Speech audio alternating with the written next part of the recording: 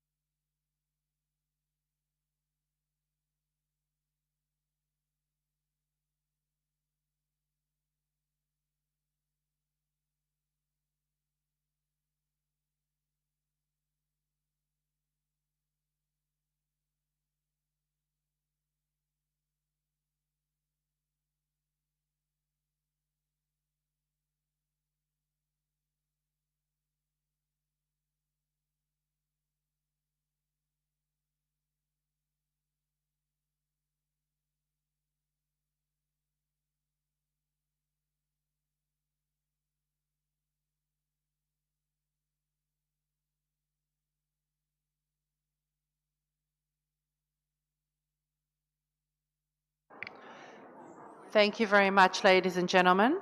We're going to resume our meeting. Welcome to the afternoon of Tuesday. So I would ask you to take your seats, please. At this stage, I would normally ask for a readout from the conveners of the group that met at lunchtime, but I don't see either of the conveners in the room, so I will just hold that report out until a suitable time when they are available to provide a readout. In the meantime, delegations will recall that we were working our way through the agenda item 4D on any other issues, and particularly on the issue of very short-lived substances.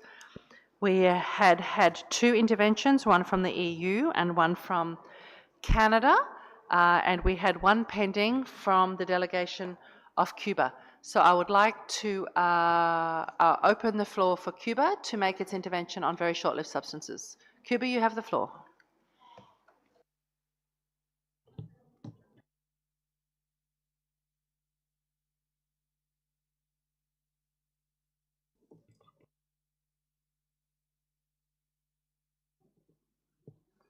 Sí, muchas gracias, señora presidenta. Habíamos pedido la palabra antes de que se cerrara la sesión de la mañana, precisamente para explicar que ya habíamos enviado a la Secretaría el proyecto de CRP y se quedó, parece, botón activado. Muchas gracias.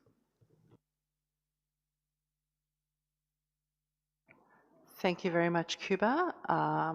If that's the case, I'm sure the Secretariat is processing the CRP and it will be available shortly on the portal.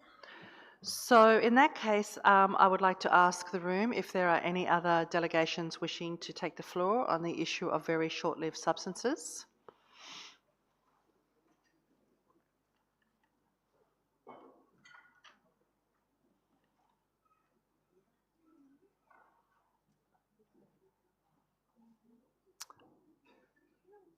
I do not see any other delegations wishing to take the floor. So I will propose a way forward, which will be to thank the delegations very much from the EU and Canada in relation to their observations on the importance of very short-lived substances. And I propose to close this agenda item, noting that this issue will be addressed by the quadrennial reports next year. I do note that there may be interest in some delegations in submitting more information on very short-lived substances or alternatives to very short-lived substances, and I would encourage delegations to make those available to the Ozone Secretariat, and the compendium can be updated.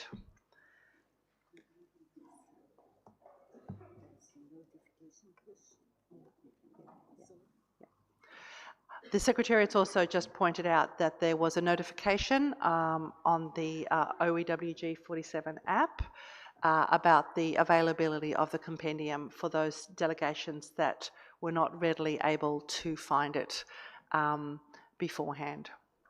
So my proposal is that we close this agenda item at this meeting. and that it be revisited if necessary in relation to the quadrennial reports next year. Saudi Arabia, you have the floor. شكرا سيد الرئيسة. لدينا تعليق بشكل عام على تقرير التقدم للفريق التقني لعام 2025. I'm sorry, what is the issue there? We're on a very particular agenda at the moment, and I just wanted to know what your point that you wanted to make was. I just wanted to flag something, just a general comment on the TEEP report 2025. I just wanted to give a general comment on the report.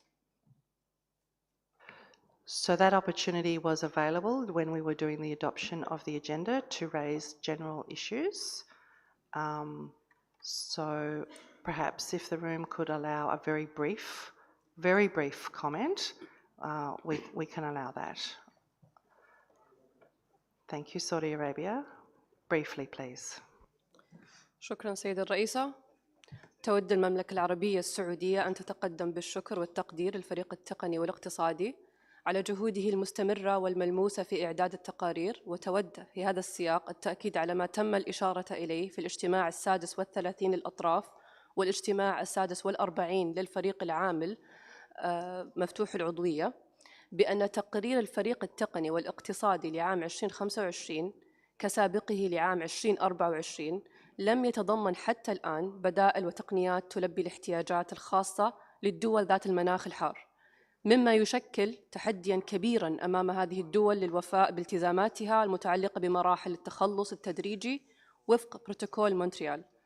وتؤكد المملكة أن الدول ذات المناخ الحار تواجه صعوبات تقنية واقتصادية مضاعفة فيما يتعلق بتبني بدائل تتمتع بكفاءة عالية في استهلاك الطاقة وتحقق أعلى معايير السلامة وقادرة على الأداء الفعال في درجات الحرارة المرتفعة، مع ضرورة الالتزام بالمعايير الدولية الخاصة بالتصاميم ومتطلبات السلامة، وبما يضمن عدم تقييد استخدام هذه البدائل أو فرض قيود غير عملية على قطاعات التشغيل والخدمة والصيانة. وعليه تدعو المملكة إلى معالجة هذه القصور في التقارير القادمة من خلال إجراء تقييمات شاملة تراعي احتياجات الدول ذات المناخ الحار وظروفها المناخية والاقتصادية، بما يضمن تحقيق أهداف بروتوكول مونتريال بصورة عادلة وشاملة. شكراً.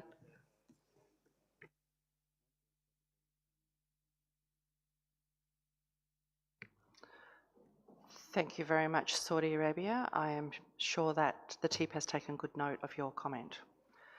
I don't see any objection, coming back to the issue of very short-lived substances, I don't see any objection to the way forward that I had proposed. So that issue is now closed. Thank you very much, delegations. We now turn to the issue of PFAS, which was another issue added to the agenda. As indicated in the presentation made by the TEEP yesterday, Chapter 7 of its progress report provides updated policy relevant information related to PFAS and outlines the potential implications of transitioning to alternatives from controlled substances in various sectors. During the adoption of the agenda for this meeting, parties agreed to include this issue under agenda item 4D. And I would like to turn to the EU who proposed this agenda item for us to consider. EU, you have the floor.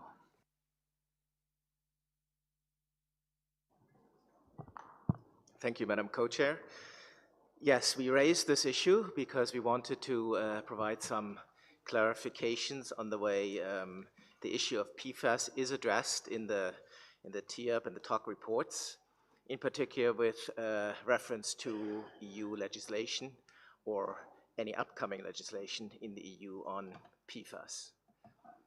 First, we'd like to reiterate that of course, we fully agree that each country can choose the alternatives it considers most appropriate for replacing HFCs in their phase-down schedule. However, we observe growing concerns in many regions in the world regarding the link between PFAS and certain alternatives to controlled substances and their long persistence in the environment. increasing amounts of PFAS is now subject to a broader public and scientific debate regarding their persistence, accumulation, and potential harmful effects. As an example, water authorities have observed rising concentrations of persistent substances like TFA and expressed concern because these substances are difficult to remove with conventional treatment methods and may pose long-term risks to water quality. TFA, the main background product of many HFCs and HFOs, is a matter of concern. Currently, consultations are ongoing at the European Chemical Agency to classify TFA as toxic to reproduction as well as persistent, mobile, and toxic, and possibly very persistent and very mobile. TFA has been found in numerous studies in drinking water, other beverages, and foodstuffs in rising concentrations, and therefore directly consumed by citizens. The environmental and health risks of PFAS are also linked to increasing societal and economic costs.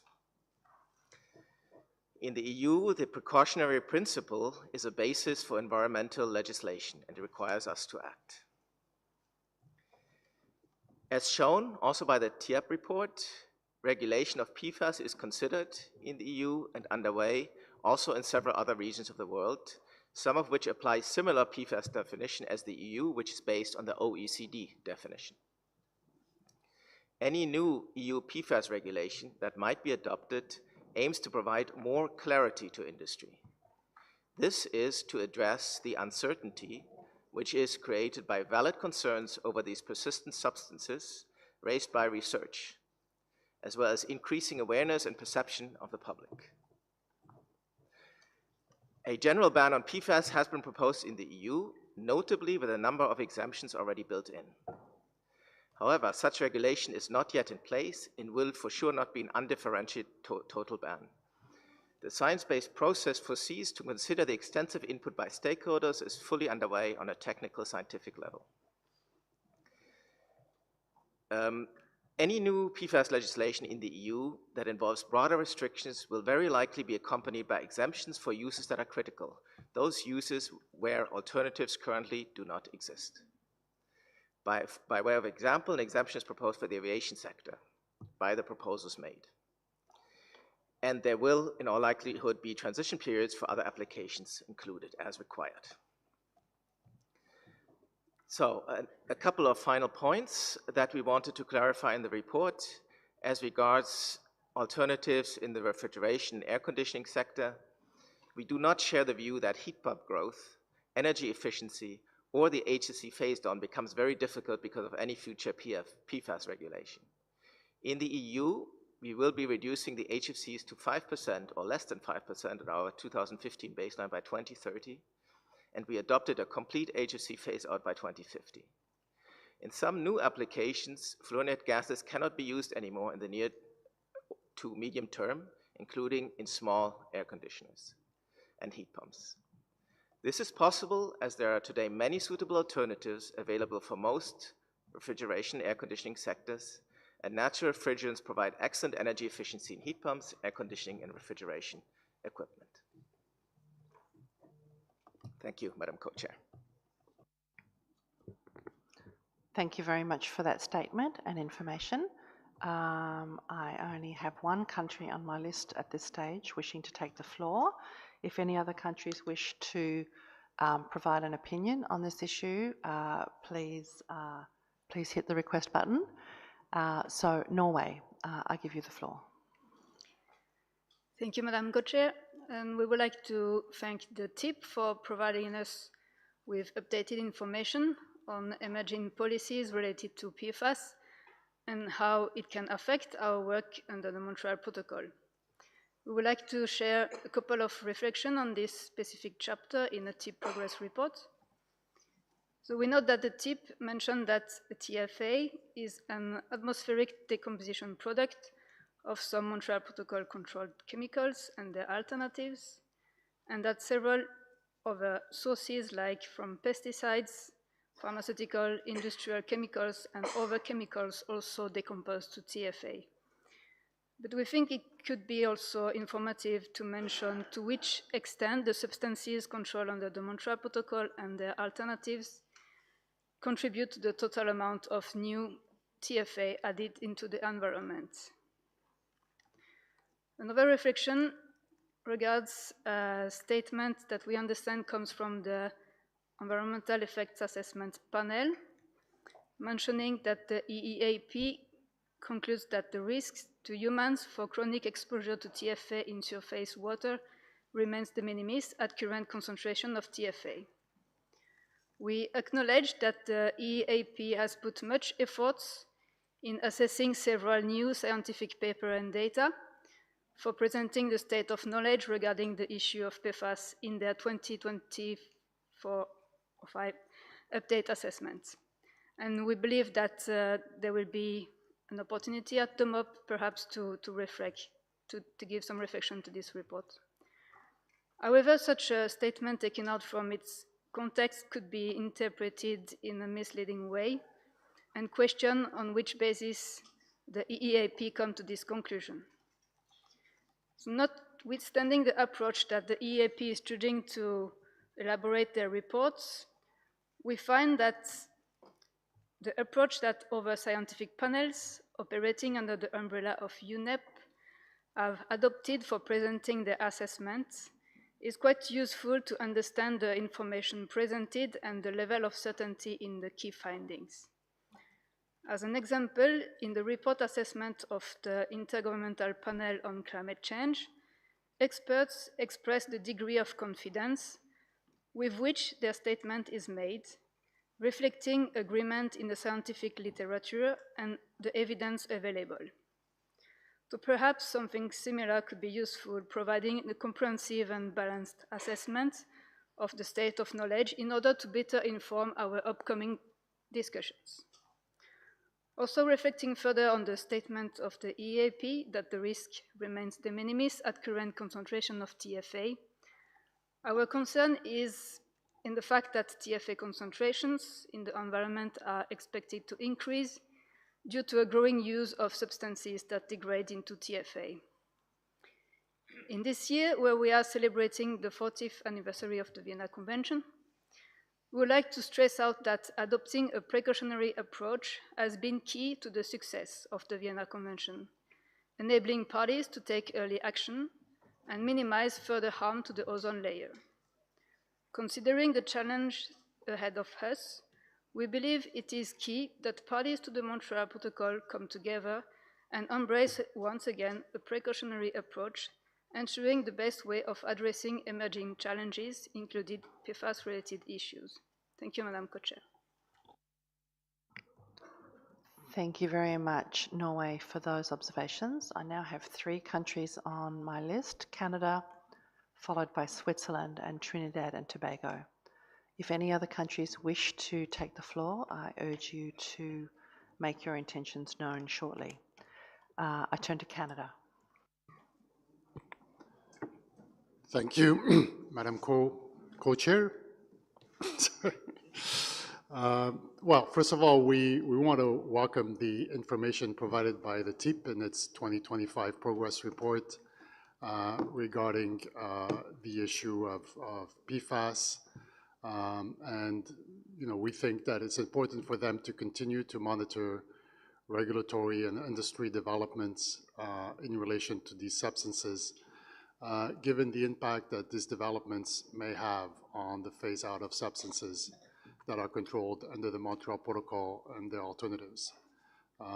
We appreciate the clarifications provided by the EU and Norway regarding how regulatory developments in the EU have been perhaps sometimes not reflected in the way that they understand them in the report. At the same time, we think that the TIP is raising important issues for consideration. I think that they're reflecting to a large extent some of the concerns that they've been seeing within the industry. The extent to which these concerns are justified or not is another issue, but I think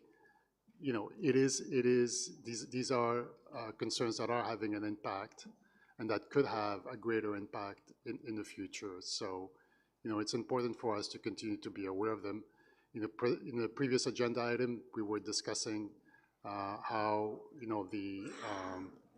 the concerns with regards to the availability of 2BTP as a replacement for halon was driving the civil aviation industry to consider changing the date for the phase out of halon in cargo compartments in newly designed aircrafts. So just one sort of glaring example of how these developments can have an impact on the work that we're doing here. We note that in the report, we see that this is not necessarily just limited to the fire suppression sector. We see that in the foam sector, it's indicated that some companies have reported that they're delaying decisions regarding the selection of fluorinated alternatives because of concerns about, these alternatives might be limited as a result of proposed PFAS regulations. In the case of propellants and MDIs, one of the key alternatives that are being looked at, could be affected by PFAS regulatory developments. It's not at the moment, and maybe it won't, but I think it's still important for us to keep track of those. And then in the refrigeration, air conditioning sector, depending on the selected definition of PFAS, proposed restrictions on PFAS chemicals could include the majority of fluorinated refrigerants, including some HFOs and HCFOs, which are used as alternatives for many parties to phase out HCFCs and phase down HFCs. So in this context, we think that as we move forward, we're going to have to get a better handling and better understanding of this issue. We may want to ask the TEEP to perhaps identify, specific applications where we see perhaps some delays in transition as a result of those, and see, just as we're trying to do with halon 1301 at this meeting, see if there's any clarifications or anything that parties could be doing within this forum to ensure that while we continue to develop our regulatory approach of PFAS, it's done in a way that we can at the same time ensure the sustained phase out of ozone depleting substances and HFCs. So we don't have any specific ideas or proposals at this meeting, but we just wanted to flag that, we continue to monitor this issue for future meetings, and, it may be useful to consider if there's more specific work that the TEEP could undertake in this area, and for us to discuss at a later time. Thank you. Thank you very much, Canada. I turn the floor to Switzerland. You have the floor. Thank you, Madam Co-Chair. We would like to thank the assessment panels for taking up PFAS in their progress report. Definitely an important issue to be careful about. And we have a comment on the information referenced in the progress report, information that stems from the Environmental Effects Assessment Panel's update assessment from 2024. As it was already highlighted by a distinguished colleague from Norway, the Environmental Effects Assessment Panel concludes that the risk to humans from chronic exposures to TFA in surface waters remains de minimis at current concentrations. We would like to draw the attention of the parties to the fact that new information has been coming in on TFA, which might lead to a need to revisit this conclusion. For example, the European Chemicals Agency, ECHA, is currently reviewing a dossier concerning the classification of TFA as toxic to reproduction, category 1B, very persistent and very mobile, as also the EU has stressed in their intervention. Further, a new study has recently been made available online for public review on trifluoroacetate, TFA, in precipitation and surface waters in Switzerland. This study analyzes TFA concentrations in archived and recent samples of precipitation and surface water in Switzerland. It also discusses the relative importance of different TFA sources. One important result of this study was that TFA concentrations increased by a factor of 4 to 6 since the 1990s. With regard to such new information on potential health effects and temporal trends of TFA in the environment, we are looking forward to seeing updated information on these issues also in the quadrennial assessment report, so that parties can consider them for their deliberations. Thank you very much. Thank you very much, Switzerland. I have 3 parties on my list, and I would like to close the list after the end of the intervention from Trinidad and Tobago. The other 2 countries on my list are the United States and Kuwait. So Trinidad and Tobago, you have the floor. Thank you, Madam Chair. We commend the TEEP and its Technical Options Committee for preparing the May 2025 progress report and for highlighting the complex intersection of fire suppression needs and emerging regulatory considerations on PFAS. We note with concern the report's findings regarding the reliance on HFC 227EA or FM200 as a major in-kind halon alternative in the fire suppression and as a classification as a PFAS under certain definitions. As the report indicates, this classification could significantly impact the viability of HFC 227EA and other fluorinated agents, particularly in critical sectors such as oil and gas and civil aviation. For Trinidad and Tobago, the oil and gas sector is an enduring user of fire suppression agents and relies on HFC 227EA for both inerting and extinguishment capabilities in enclosed environments. The uncertainty surrounding current and proposed PFAS regulations risk constraining the available alternatives to halons and HFCs, undermining the progress towards achieving the objectives of the Kigali Amendment. This is particularly critical given that, as the report highlights, there is no single perfect replacement for the Montreal Protocol controlled substances in fire suppression applications. We reiterate the need for further scientific assessments to clarify health and environmental impacts of PFAS substances, including the breakdown products of HFC 227EA and other fire suppression agents. We also reiterate the policy guidance to ensure regulatory developments on PFAS do not inadvertently restrict essential fire protection applications or delay the transition towards low global warming potential alternatives. Encouragement of innovation in developing PFAS-free fire suppression solutions that can meet the rigorous safety performance requirements of high-risk sectors such as the oil and gas. Trinidad and Tobago emphasizes the importance of a balanced approach that safeguards both environmental and human health while preserving fire safety, particularly in sectors critical to national economies. We encourage TEEP and the Fire Suppression Talk to continue monitoring these developments and provide parties with updated technical assessments on viable alternatives to HFC 227EA that are both PFAS-free and suitable for high-hazard environments. Finally, we thank the Ozone Secretariat for organizing this meeting, the government of Thailand as the host, and congratulate the co-chairs on their appointment. Thank you. Thank you very much, Trinidad and Tobago, for those views. So the list is now closed and it stands at the United States and Kuwait. US, you have the floor.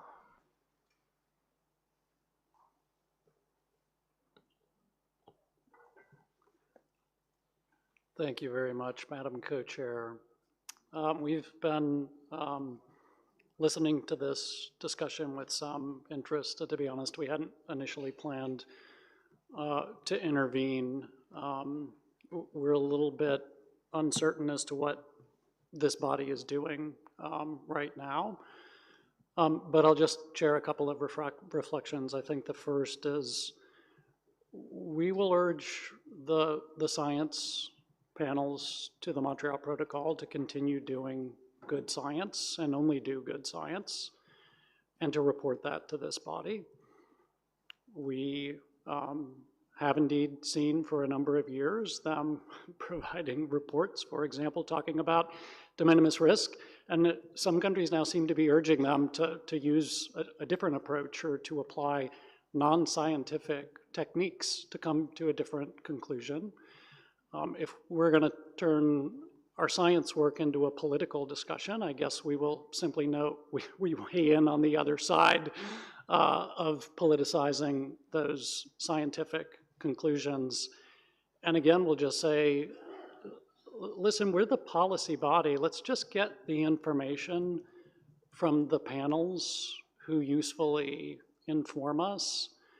I'll be honest, the panels we have here compared to a lot of the other science bodies we have in other fora, they're of much greater value here, and countries trust them because they just give us the science. We understand countries have different policy positions, and that's okay, but yeah, just getting a little bit concerned that we seem to be making political suggestions that they should be coming to different conclusions.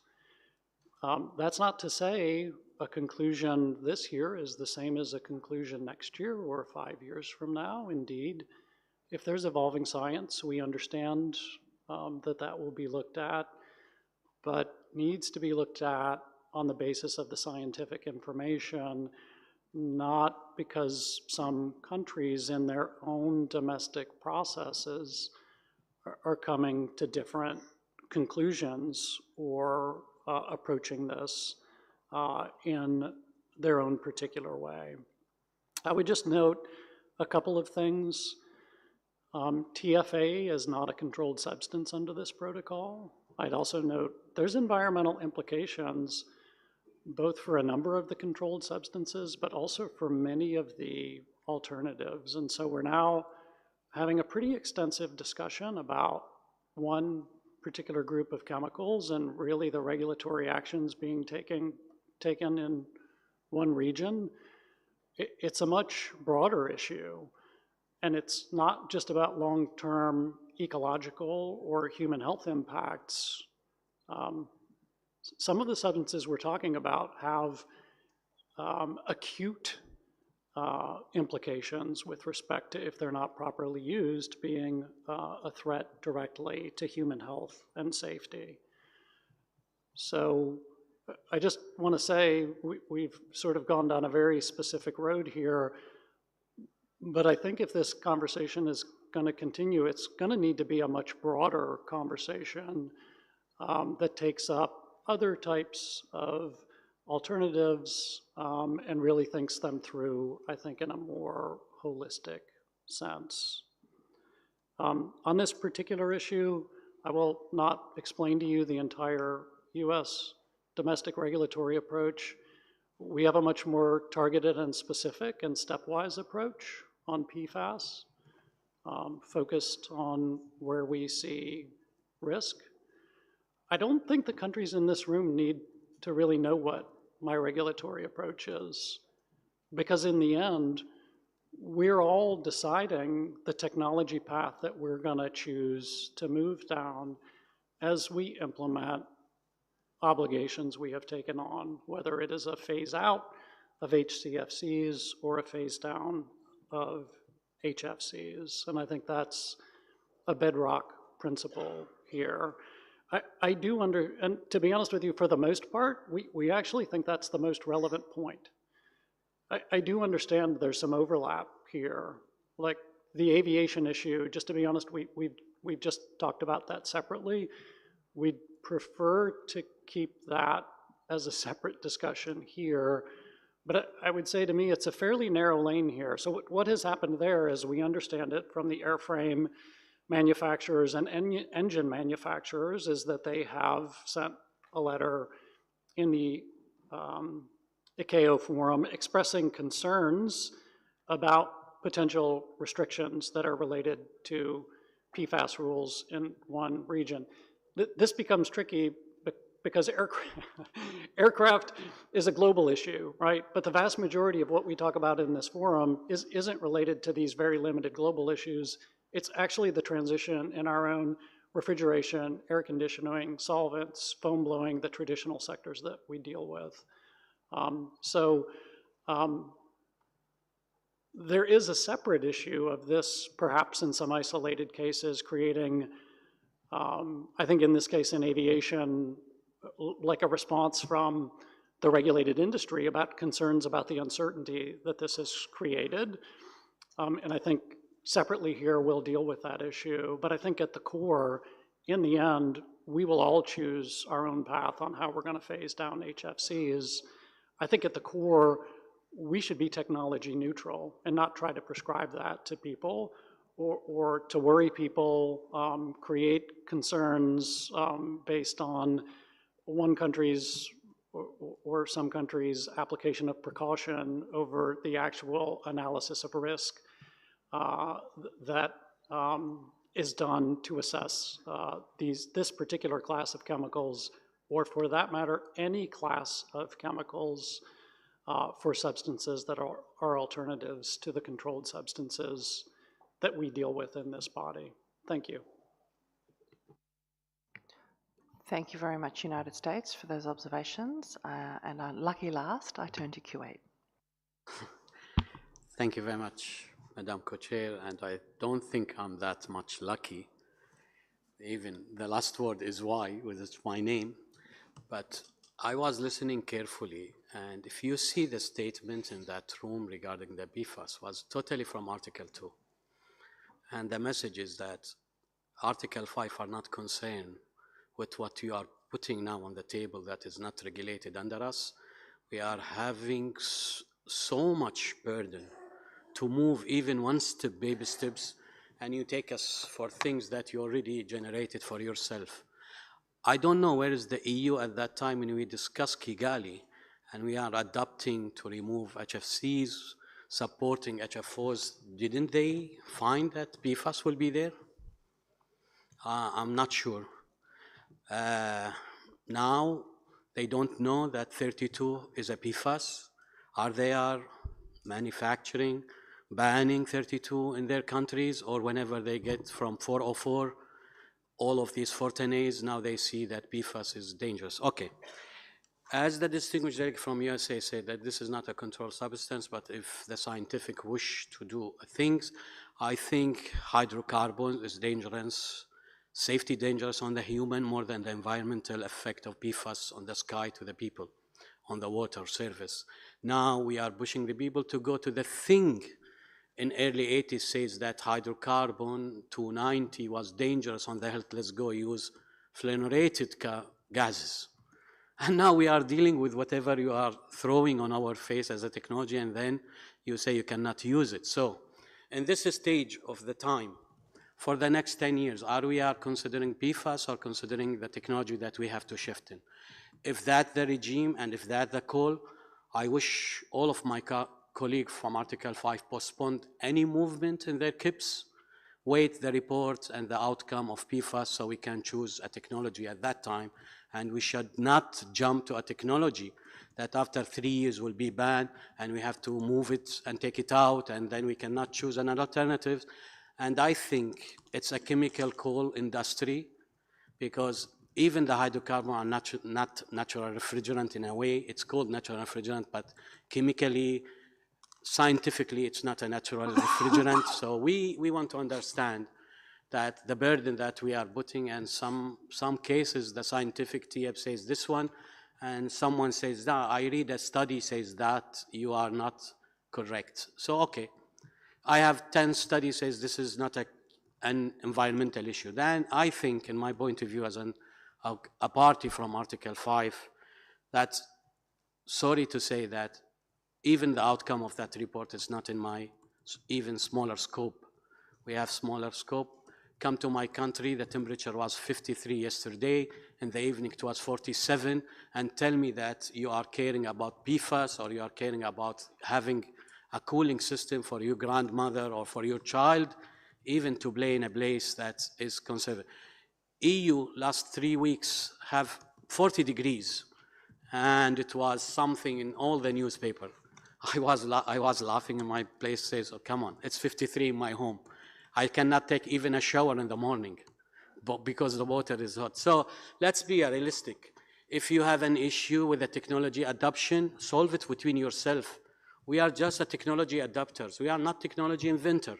Invent, finish, come to us. But don't dilute our market, don't dilute our economy, don't dilute our movement. Let's be realistic. I think the success of this Montreal Protocol was understanding each other's rather than competing between each other's. So sorry to say that I'm totally in line with the statement from the distinguished delegate from USA regarding the PFAS. Thank you very much.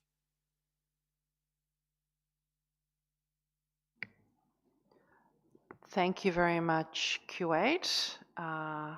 You are lucky last, it's fine.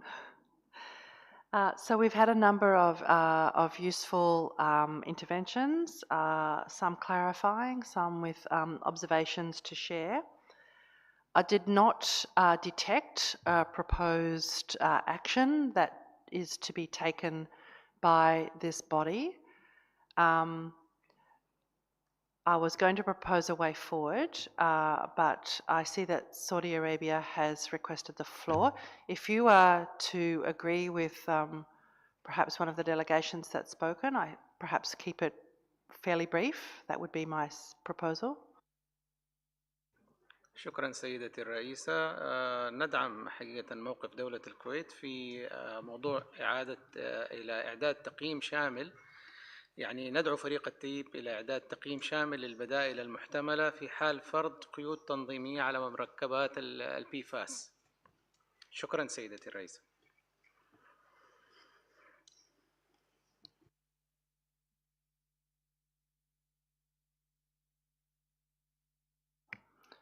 Thank you very much for that, Saudi Arabia.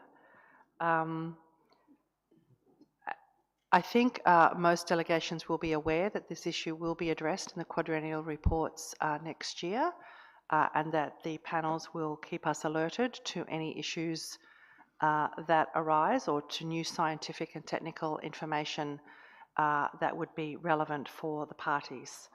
So since there has been no specific action proposed during the course of this agenda item, I propose to close this agenda, this sub-item, and trust the report writers and the Secretariat to properly reflect the views expressed by the delegations in the report of the meeting. I don't see any objection to this way forward. So thank you very much, delegations. This item is now closed. Before I turn to my co-chair to address agenda item 5, I would like to just backtrack a little bit and perhaps ask either Alexandro or Leslie, who convened the informal meeting on TEEP organisation, to perhaps provide a readout to the meeting on that informal meeting, on your discussions. Who should I be read? You're both looking at each other. Please decide. Italy. Alessandro, you have the floor. It's the same.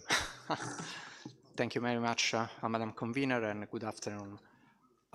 Yes, we had an interesting exchange of views with among parties and with the Secretariat, and especially the TIP experts, including representatives from TOCS, co-chairs. And basically, the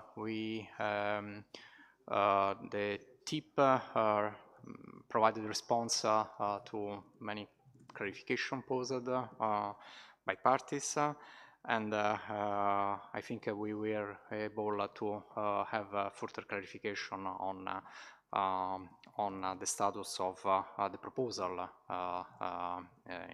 which is included in the document. We haven't reached any conclusion because Madam Co-Chair was an informal contact group, and the objective of this group for this time was to have questions and clarifications. and we hadn't any proposal as a possible way forward. And so we are in the hands of the plenary if parties might wish to have a further talk or any other way forward. Thank you. Thank you very much, Italy. Can I just ask either you or Granada whether you sense there is a need for your group to meet again for further clarifications, or whether you feel like the discussion was exhausted during your discussions today?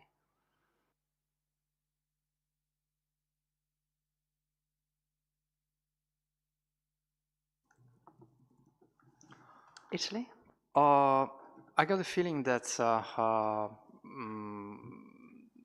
that most of the responses address the questions posed.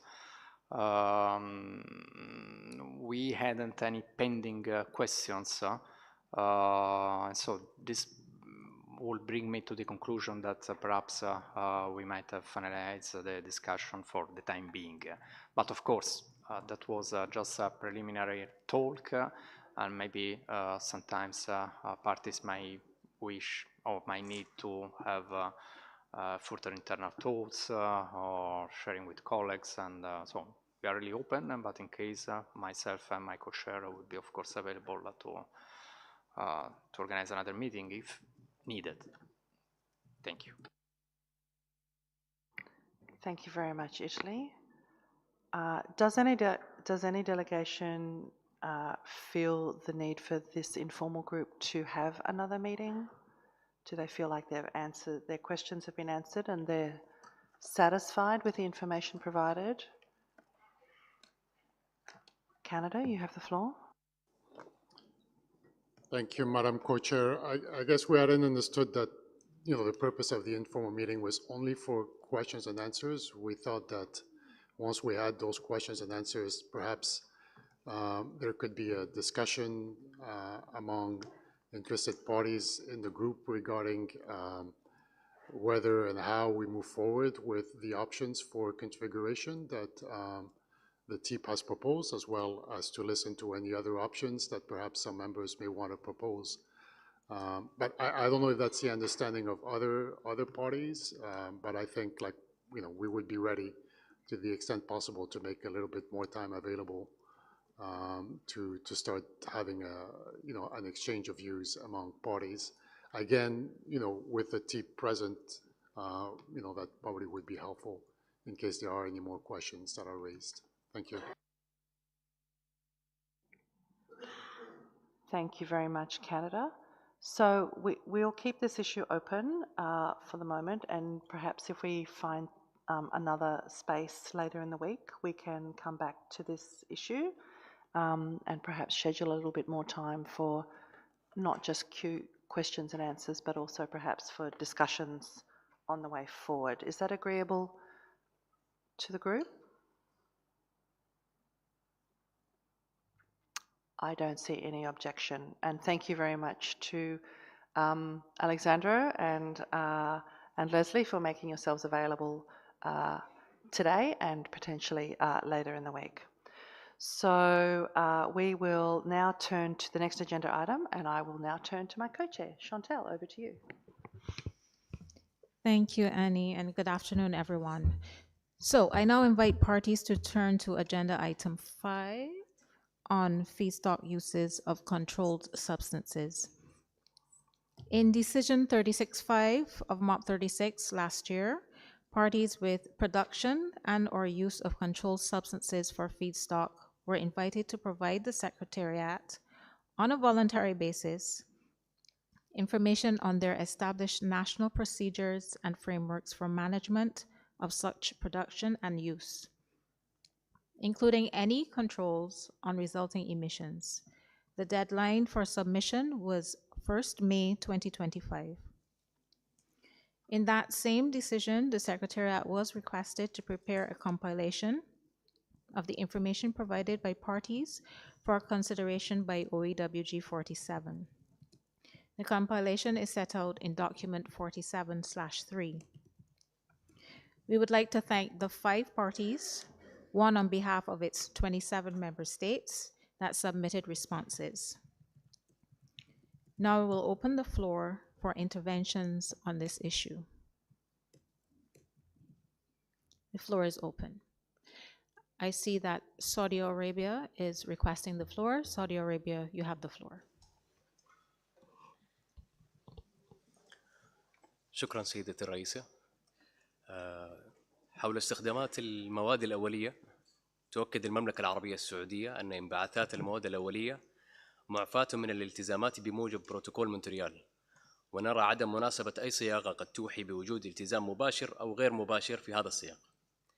كما تؤكد المملكة على أهمية الاستمرار في إتاحة المواد الخاضعة للرقابة لاستخدامها مواد أولية، خاصة في الحالات التي لا تتوفر فيها بدائل وتقنيات اقتصادية مجدية، مع الإشارة إلى أن انبعاثاتها المباشرة ضئيلة نسبياً.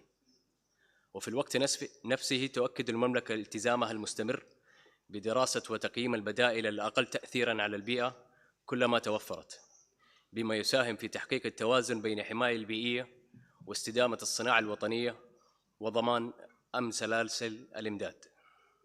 شكراً.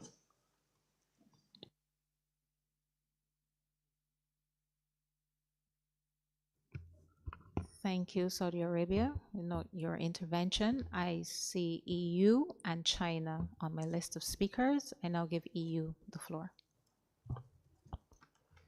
Yes, thank you, Madam Co-Chair. We noted in the TIA progress report that feedstock production and related emissions continue to increase annually.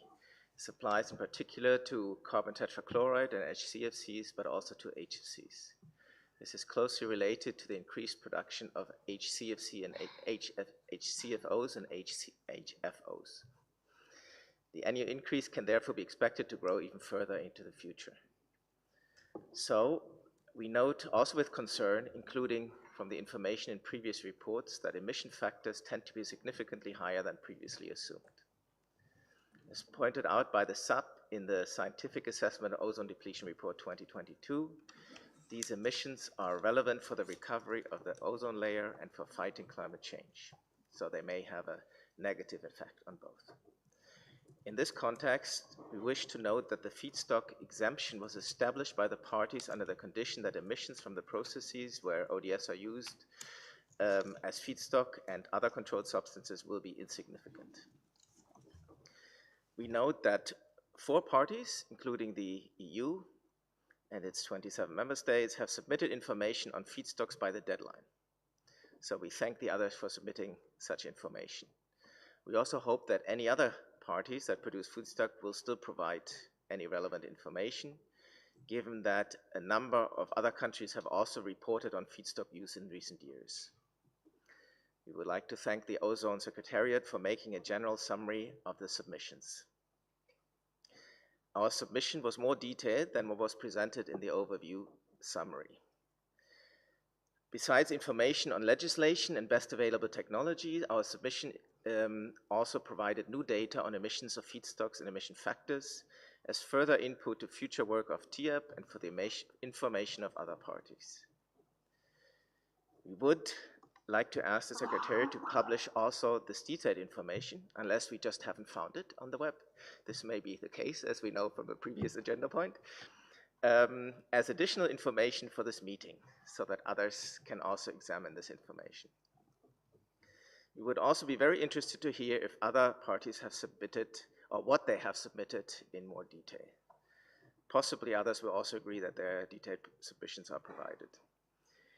It is clear from previous information provided by TIAP that emissions are not only limited to production or use. Activities such as transportation, distribution, storage, handling, and repackaging can also have significant emissions, and we need to take a closer look also at them. For any work by TIAP on this issue in the future, it may also be important that parties provide more information on emissions from these processes, given the relevance of feedstock use. It is very important that we exchange further on the best practices, on legislation, on controls, and other means to avoid emissions for these activities in the light of rising emissions at a global level. For instance, from the discussion yesterday with the TIAP, I also heard them say that there's certain data gaps and more information is needed, such as local site monitoring and regional modeling to help them identify better what the emissions from feedstocks are. So with these issues in mind, we are working on a CRP. We have started to do some outreach. We will do some more of that and hope to complete the CRP soon for submission to the portal. So for this reason, we would like to discuss these, the submissions made and the upcoming CRP in a contact group and ask the Ozone Secretariat to provide a room for this purpose. Thank you, Madam Co-Chair.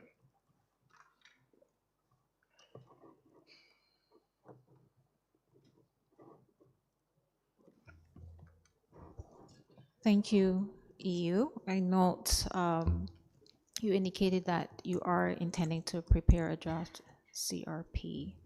So we would encourage you to complete it as soon as possible so that it can be presented to parties so they can hear fully your thoughts, and then we can decide on a way forward in terms of how that should be addressed.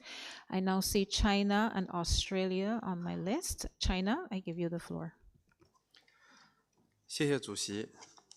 首先，感谢臭氧秘书处按照缔约方大会36号/5号决定，对相关缔约方提交的减少受控物质原料用途排放的实践和技术、国家管理程序和框架进行了整理汇总，为缔约方加强受控物质原料用途管理提供了重要的参考信息。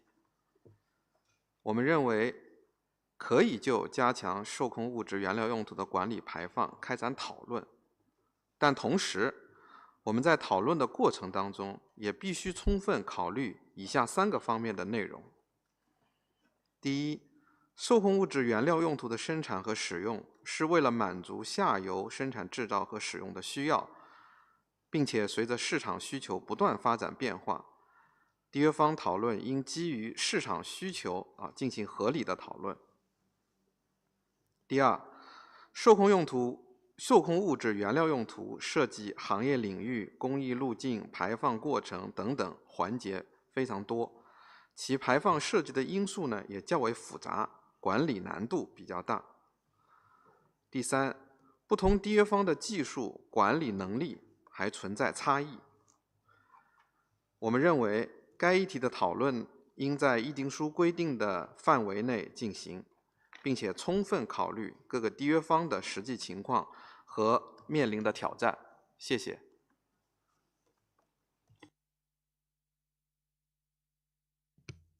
Thank you, China. And I will give the floor to Australia. You have the floor, Australia. Thank you, Co-Chair. Australia would also like to thank the Secretariat for its summary on the national frameworks in the 4 jurisdictions that are in place to manage feedstock uses. As a country with only intermittent feedstock uses, we found it useful to review this information to inform our own framework for feedstock controls. We note the summary provided by the Secretariat is quite high level, and if the countries making submissions were agreeable to having their submissions placed on the Ozone Secretariat website, we would find it useful to look at the further detail. We also note that one country intended to submit information but did not do so before the deadline. If this country and any others were minded to submit late information, we would also support it being included on the website. We note also the brief update from the TEEP on feedstock uses, and it includes information on feedstock uses for the HFC feedstock uses for the first time. We assume that as time goes on, data on HFC feedstock uses will continue to become more comprehensive. We look forward to more comprehensive updates in the 2026 updates from the TEEP and the SAP. Thank you. Thank you, Australia. I now have on the list Switzerland and Norway. I encourage other parties who may wish to intervene on this matter to please indicate. So I give the floor to Switzerland. You have the floor. Thank you, Madam Co-Chair. We would also first like to thank the parties who submitted information in response to decision 36/5. And maybe first a quick direct response to the delegate to Australia. The party that did not meet the deadline was Switzerland. So we meanwhile submitted information, and the Ozone Secretariat was so kind to upload an updated document which is available. So parties might want to take a look at that. So also with this, a great thanks to the Secretariat and their efforts to even deal with latecomers. Having said that, we would like to highlight that even if we are now a bit better off with the information from parties, we are facing quite a disturbing new realization as highlighted in the TEEP Progress Report 2024. Feedstock emissions are not insignificant, with about 0.5% of the material used as assumed during the last decades of operation of the Montreal Protocol, but that the emission factor is rather around 3.5 of the feedstock. And it is even not unlikely to be up to 6% in individual cases. In addition, feedstock use is expected to rise in response to higher demand of the resulting end products. This will undermine the efforts undertaken under the Montreal Protocol by delaying the recovery of the ozone layer. In fact, we were made aware that a scientific paper will shortly be submitted to a high-impact journal in which the effect of feedstock emissions on the recovery of the ozone layer will be forecasted. And from our current understanding, this forecast indicates a substantial delay in the recovery of the ozone layer if no additional measures are taken to reduce feedstock emissions. In this context, we would like to encourage parties to continue their conversations on the challenges posed by feedstock and strive to find solutions to further reduce feedstock emissions for facilities where the technical ideal has not yet been reached. In this meaning, I also thank the distinguished delegate from the EU for suggesting a contact group, and we are very much interested in joining the conversation on the CRP. Thank you.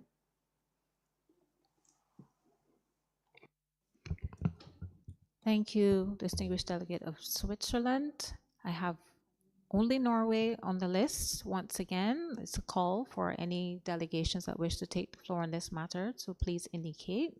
And after Norway, if I see no other interventions, I will seek to propose a way forward. So Norway, you have the floor. Thank you, Madam Co-Chair. We would like to reiterate our continued interest on this issue due to the large emissions associated to feedstock uses of controlled substances. We would like to thank the parties that have submitted information requested by Decision 36/5, and also to the Secretariat for compiling this information. We find this information very useful and believe it is also useful to the TIP, but also to the parties that could be interested in learning from the different practices, technologies, and regulation for managing the use of controlled substances as feedstock. We think it could be useful at this meeting to have an exchange on this information provided, and we also heard that the EU is working on a draft CRP that we look forward to considering. We are also positive to make available any additional submission of information that might be sent to the Secretariat, and we'll be happy to participate in further discussion. Thank you.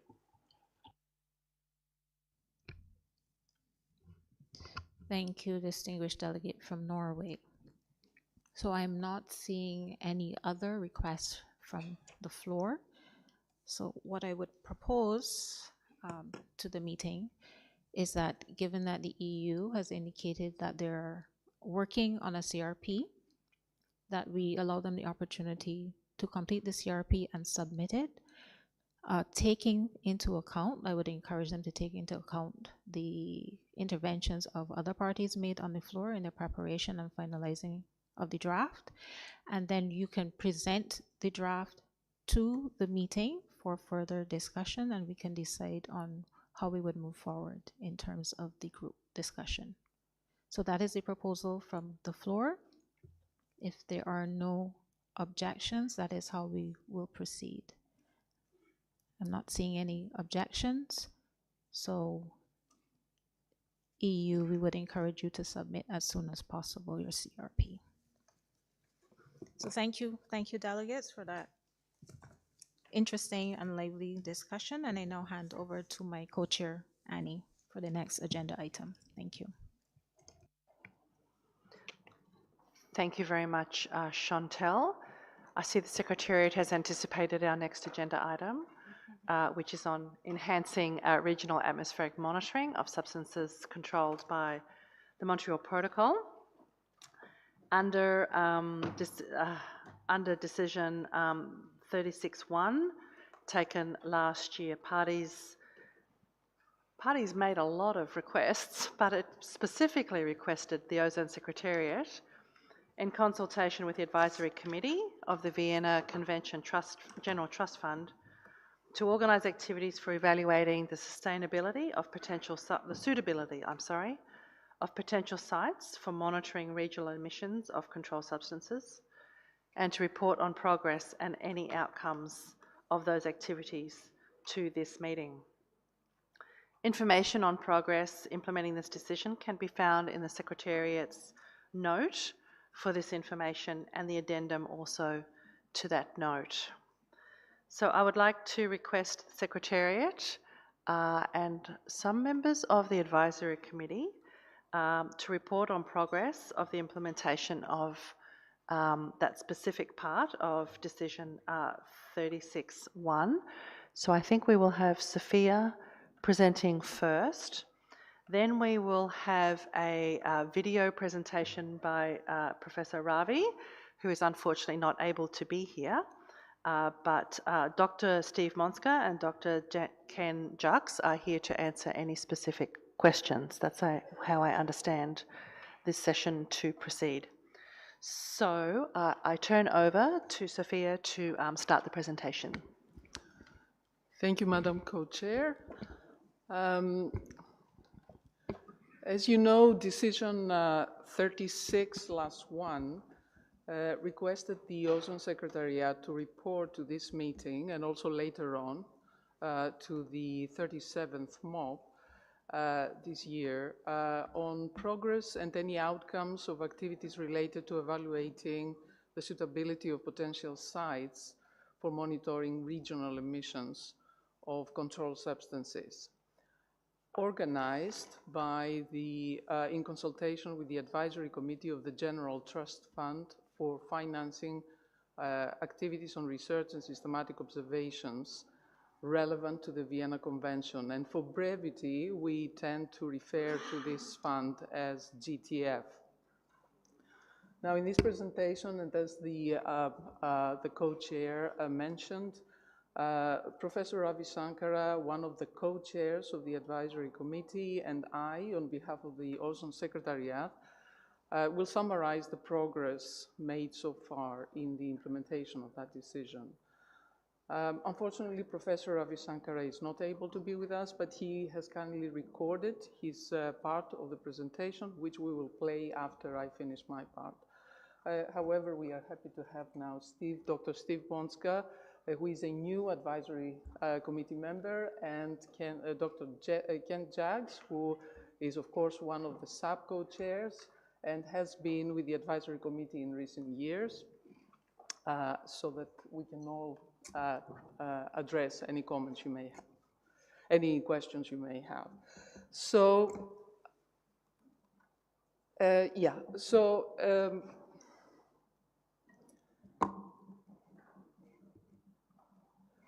the note of the Secretariat and the addendum to that note provided information on progress made in implementing this decision by the time of the preparation of those documents, and the issues that were addressed in those documents were the membership of the Advisory Committee of the GTF, the terms of reference of the GTF, the terms of reference of the Advisory Committee, and also progress made in evaluating the suitability of potential sites for monitoring regional emissions of controlled substances.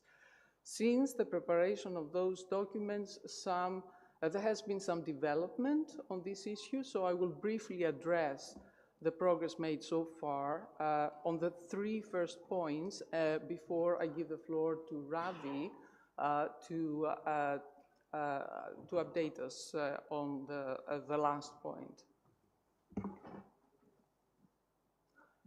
So starting with the membership of the advisory committee first, in line with the MOP decision 36.1 and also the COP decision 13/2, which were adopted at the COP MOP last year, the Ozone Secretariat, in consultation with experts on atmospheric monitoring of controlled substances, drew up a list of 6 potential new members to join the committee and proposed that the expanded committee be chaired by 2 co-chairs. One to lead the part on work related to activities on ozone and UV radiation, and the other one to deal with activities related to atmospheric monitoring of controlled substances. So the suggested new structure and members were endorsed by, let's call it the original advisory committee at its 17th meeting, which took place on the 6th of March 2025. So now we have an expanded committee which consists of 16 members and is led by 2 co-chairs. And the current membership of this committee can be found on our website on this link, which is displayed on this slide. The first meeting of the expanded committee was held online on the 20th of June 2025, and of course they discussed several issues, but the key outcomes of those deliberations were that the committee endorsed the updates to its TOR. It agreed on how it will organize its work. It considered, of course, the status of the GTF and outstanding projects on ozone and UV, basically continuation of its previous work. It agreed on the deliverables to provide to the 37th MOP, and discussed also the key outcomes of the EU-funded pilot project entitled Regional Quantification of Emissions of Substances Controlled under the Montreal Protocol, and importantly, the linkages of those outcomes to the committee's work. And regarding the terms of reference for the GTF and its advisory committee, an analysis which was carried out by the Ozone Secretariat showed that an amendment to the TORs of the GTF is not necessary because they are broad enough to cover activities related to the monitoring of controlled substances. However, an amendment to the TORs of the advisory committee was found to be required in order to reflect fully the new structure and mandate of the committee. So subsequently, the Secretariat revised those TORs, and as I said before, those were endorsed by the expanded committee. So you can access these revised TORs on our website, which is through this link, which is provided on this slide. So so with this, now I turn over to Professor Ravi Shankara for his recorded presentation on the committee's progress in evaluating the suitability of sites, potential sites for monitoring regional emissions of controlled substances. Thank you.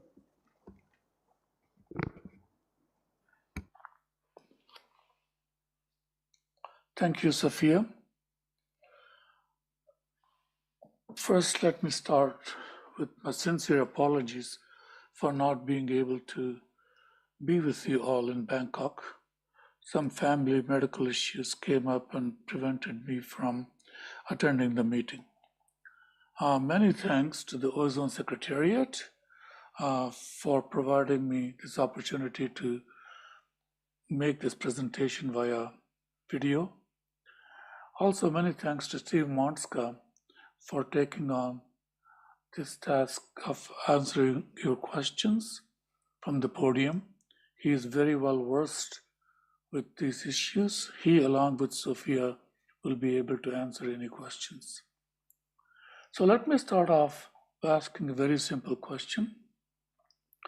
Why do we need to monitor Montreal Protocol gases? The answer is quite simple.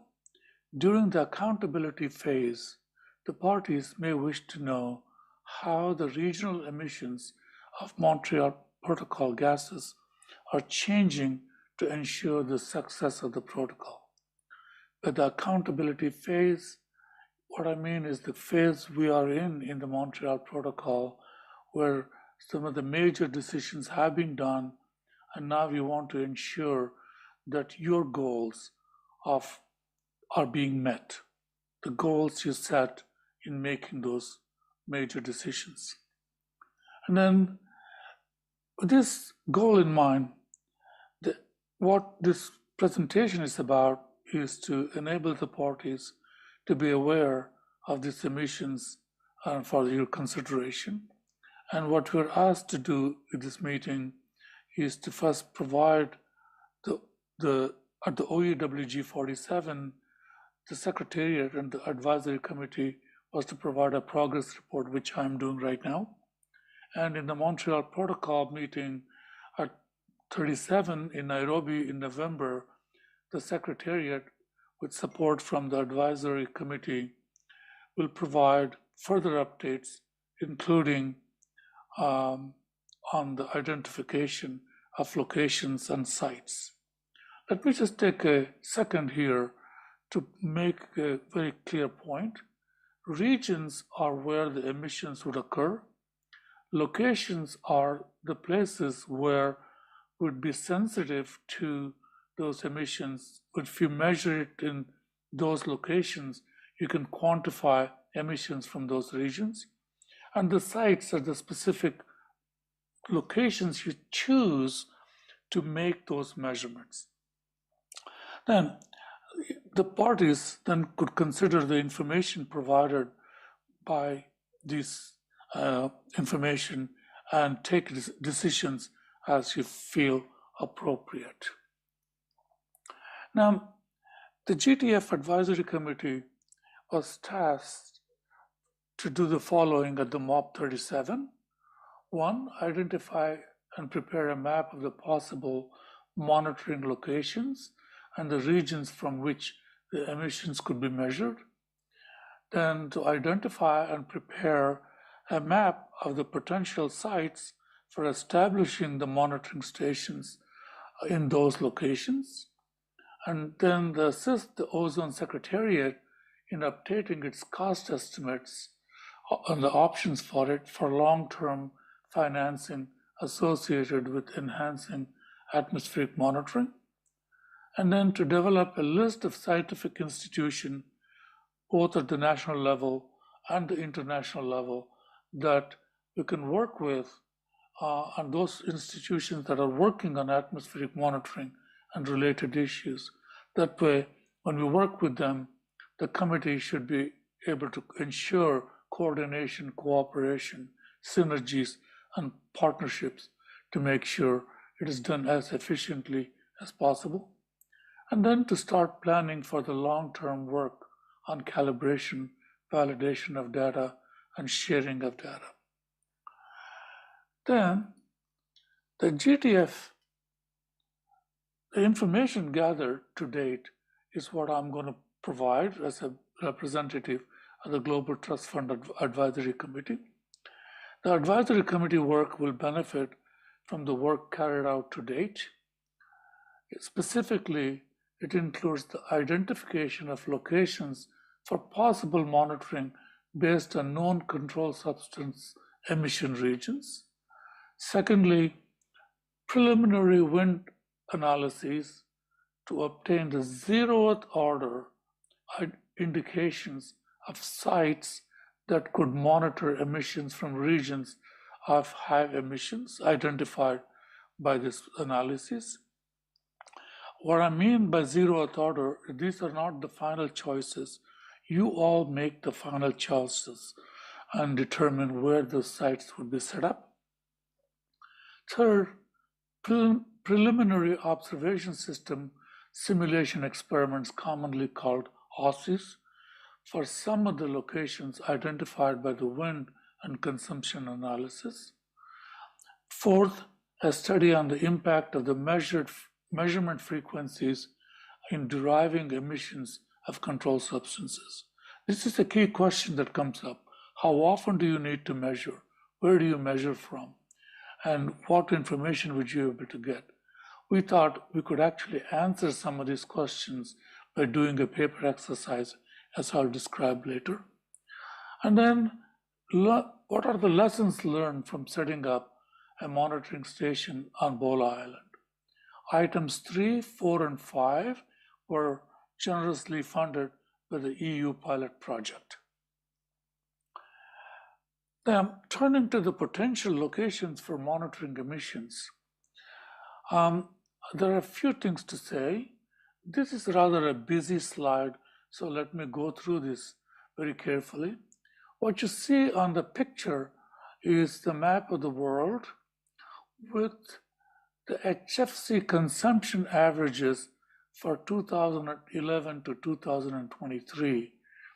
Now, all this information is provided on the website, the URL shown below here, the one you can see, this particular website. And this website shows not only for HCFC consumption, but also other gases such as HFCs, some of the CFC11, CFC12, and carbon 10. And what you see here is then those reported emissions from the countries distributed based on the population density and a few other factors that go in it. And the dots that you see are the suggested potential locations, and the circles, the outer circle, for example, here shows what's 1,000 kilometers from this location, and 500 kilometers is the inner circle. So there are 10 such locations we have identified based on the emissions of these gases. I would strongly urge you to look at this website for further information. Now, the central points, as I told you, are the potential monitoring sites, and the circles are the regions this site would be sensitive to. But this is based on a 50-meter observation site, about 50 meters above the ground. And the plot shows the likely regions with large future emissions of the Montreal Protocol gases. I really should emphasize that these things could change with time, because the emissions could change depending on what happens in the future. The locations of the monitoring site may and often does differ from the countries or countries of emissions. You can't necessarily monitor exactly where you're making, where the emissions are. You have to be removed from it by a few hundred to 1,000 kilometers. And then the plot shows the likely regions. The Ozone Secretariat is working on finding infrastructure at the locations close to these dots. And then the sites, again, I want to emphasize, will be chosen by you, the parties. And the OSSIs that has to be done to make sure that they work. And those OSSIs will be done when what you indicate.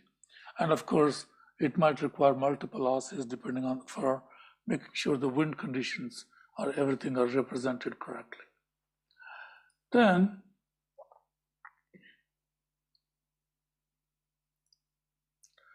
now turning to the EU-funded project, What did we find out from the EU-funded project? This has been roughly 5 years in the making. It started in 2020 with the white paper on monitoring the Montreal Protocol gases. And also there's a workshop associated with it before the work was summarized in the white paper. It was presented to the ORM in 2021, and ORM recommended that such Montreal Protocol gas monitoring be set up. A pilot project funded by European Union was initiated in 2022, and the Aussies were done for the Bola Island. This is the site that was chosen, and the Aussies were done by MIT without any cost.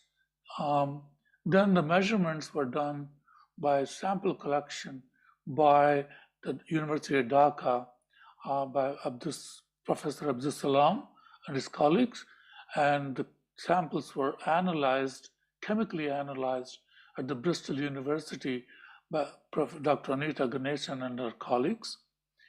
And then this work is being summarized and reported, and it will be analyzed and will be available for the entire community. Just so that you know where this site is and what was done, what this map shows is the site. What you see here is the Indian subcontinent, the Bay of Bengal, and this is Bangladesh. And if you zoom in on Bangladesh, and if you look at it, this is the island, Bola Island, where this particular sampling location is located here. Okay, now, what does it take to make these measurements? First and foremost, you need to have a good location. This shows the infrastructure that is available in the Bola Island with the buildings, air conditioning, etc., and a small tower and access to these sites with a road, etc. And then you can see a closer picture of the tower and the building and the air conditioning that's in there. And then there's also have internet connectivity, etc. And then what you see here is a suitcase, that's what they call them, of 12 flasks that are in there that are shipped to the Bola Island to be opened at known specified times. And then those samples, when they're collected, is shipped from Bola Island to University of Bristol in United Kingdom, where a very sophisticated analytical instrument, gas chromatography followed with mass spectrometry, etc., and pre-concentration were done to quantify the measured concentrations. What was measured at this location during this project is shown on this slide. What you see here are all the list of Montreal Protocol gases and the associated, some related compounds. These compounds are really helpful in understanding the working of the atmosphere and also other issues related to sampling. For example, methyl brom iodide, what you see here is important to know because it was actually a near source in the Bay of Bengal, and the estuary is nearby. And so these are the list of gases that were measured, and these are the gases of interest to the Montreal Protocol. This is just a sample of the kind of information that you gather. What I'm showing here is the 2 years of measurement on the left here for HFC 134A, and this is on the right is the HCFC 22. It's a very complex picture and it's very cluttered, so let me just very briefly mention what these are. These gray areas are southern hemisphere background from Cape, from the Australian Tasmanian site, and then the green dots that are here are from a clean air site, Mace Head, in the northern hemisphere. Of course, you see a difference between the northern hemisphere and the southern hemisphere because most of the emissions are in the northern hemisphere. And then the Bola Island sites are shown in this green plus marks. And what you see here is most of the time they are pretty much close to the sites that are natural background. And then if you look at these excursions, this is what is due to the sites measured in the Bola Island. And these excursions are then what is analyzed for understanding emissions that were detected in this particular region. Okay, so what I'm told you is a sample of these gases that were measured and what was detected at Bola Island. Now, what were some of the findings from Bola Island Observatory? These measurements were done for roughly 2 years, from February 2023 to May 2025, as you can saw in the plot. The concentrations of most species are similar to those at remote locations. The second year closely resembles the first year, and it provides additional confidence in the data quality. The regional emissions are observed between November and February because the winds are such that you don't see much signal from the Indian subcontinent during other times because the winds are in the different from the direction. There were some measurement difficulties for CFCs. The causes are still being investigated. And this is another lesson we learned, is that it takes time to find interferences and difficulties and to fix them. The measurements showed that the species with co-located sources or co-emissions have high degree of correlation. This is what you would expect. And it's also a way of checking the quality of the data and having confidence in the quality of the data. Oceanic emissions, example methyl iodide, showed that there are elevated levels in the vicinity of this site because the tower was not as high as we wanted, and also some local hydrocarbon emissions were detected. Ideally, as I said, a taller tower would avoid some of these issues in the future. Then the second thing that was done was asking the question, how often do we need to measure? And this was done as a paper exercise. The reason we could do this as a paper exercise is, first of all, we have a very long record of continuous measurements, that's every 2 years, from the Gosan station in South Korea, with a few little gaps. This is the data showing 134A. The background is shown in this orange. That's the growth in CFC 134A. And this blue are the excursions which brought in air enriched in 134A because the air was coming from regions with emissions of 134A.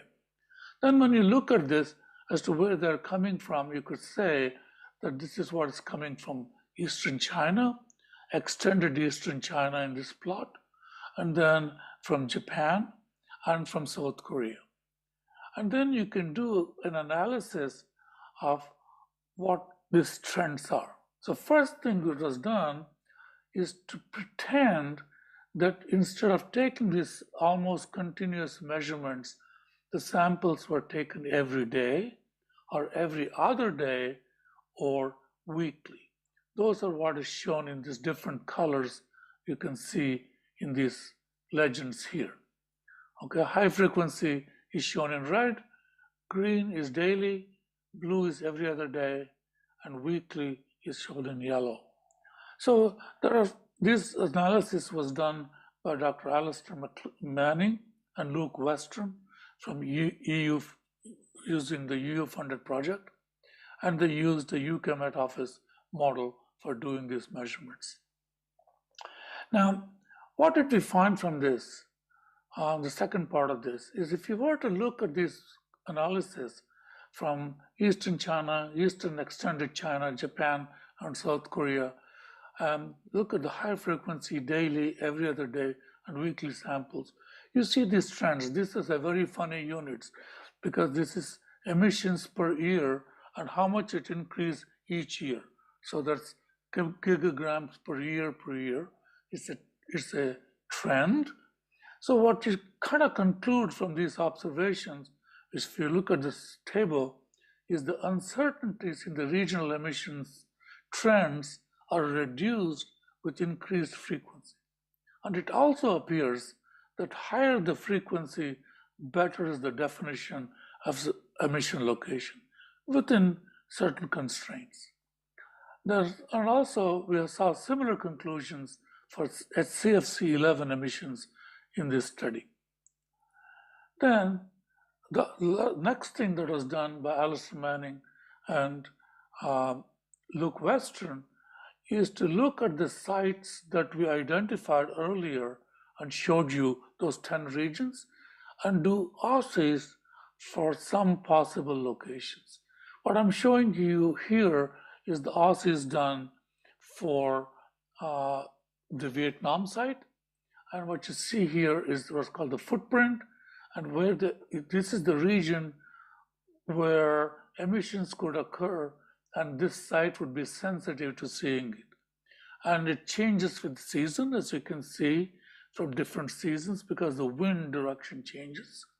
Such OSSEs, preliminary OSSEs, have been carried out for 9 locations so far, for Southeast Asia, Southern Asia, Middle East, North Africa, Southern South America, in the northern part of South America, and South American Central region, Central Americas, Eastern Europe.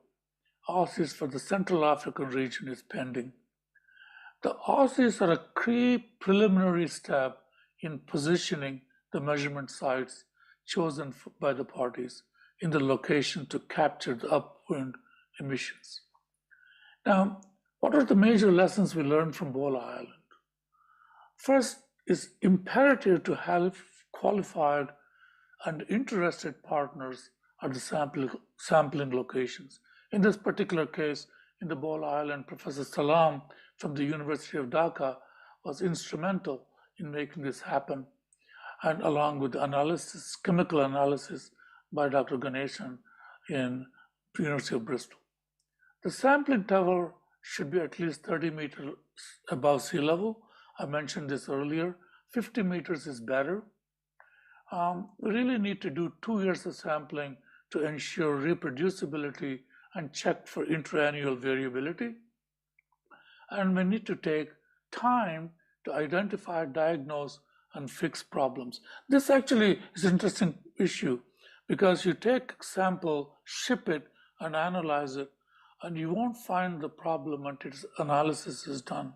Then you have to communicate and make sure the fixes are carried out. Excuse me. And then let me just kind of briefly end with the essential needs for a successful station. These are the messages from not only what is done with the pilot project, but also from the white paper and the workshop. Infrastructure is absolutely essential to have very good infrastructure at the site where you want to measure, including electricity, air conditioning, internet connectivity, roads, security, etc. I refer you to the white paper for looking at this. Logistical support for transport and receiving samples through customs and other regulations. Every country has different regulations. You have to be able to go through and navigate these custom regulations and local regulations, and have the capability to analyze these chemical samples. Unfortunately, right now, there are only a few facilities in the world that are capable of doing it, and they're pretty stressed because they're all doing such measurements. And I cannot emphasize this more.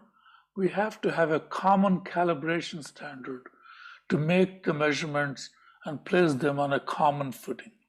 Right now, all the information you have heard so far over the last few decades is based on the A gauge and the NOAA network and the calibration standards they provide. And they also frequently intercompare their standards to make sure that's the case.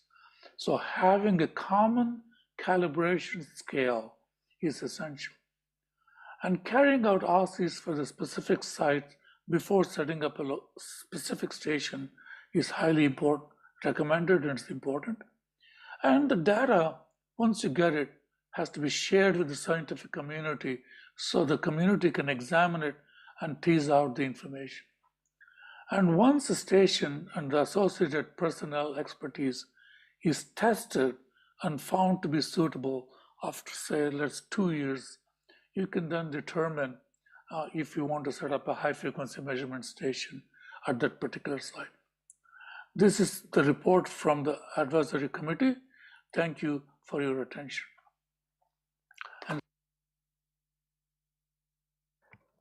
Thank you very much, Sophia, and thank you very much to Professor Ravi Shankara in his absence for a very comprehensive presentation. Just to note the potential to set up an informal group at the outset to have some further discussions on this issue, but I was wondering if there were any immediate questions that might be asked in relation to the presentation, which either Steve or Ken might be able to respond to. Are there any immediate questions or clarifications that delegations may have? I see Russian Federation has asked for the floor. Спасибо, госпожа сопредседатель. Мы хотели бы выразить признательность за, в общем, интересный очень доклад, но на некоторые вопросы мы не нашли ответы. В частности, была сложно усвояемая карта показана, где непонятно на темно-синем фоне черные круги. В общем, мы ничего не поняли. Крайне желательно, если вы наметили 10 мест для измерений, то дать название стран, в которых вы рассматриваете возможность разместить эти станции. Это первое. Второе. Еще 2 года назад мы задавали вопрос, собираетесь ли вы с целью минимизации расходов, особенно на инфраструктуру, что здесь было особо подчеркнуто, что очень важно иметь соответствующую инфраструктуру, и это, как правило, самый дорогостоящий элемент. Собираетесь ли вы использовать существующую давно глобальную сеть Global Atmospheric Watch? Эта сеть станций принадлежит Всемирной метеорологической организации. Там есть все условия и давно создана инфраструктура. Мы получили ответ, что да, мы собираемся с ними взаимодействовать. Но вот из этого доклада мы не услышали, каков результат этого взаимодействия.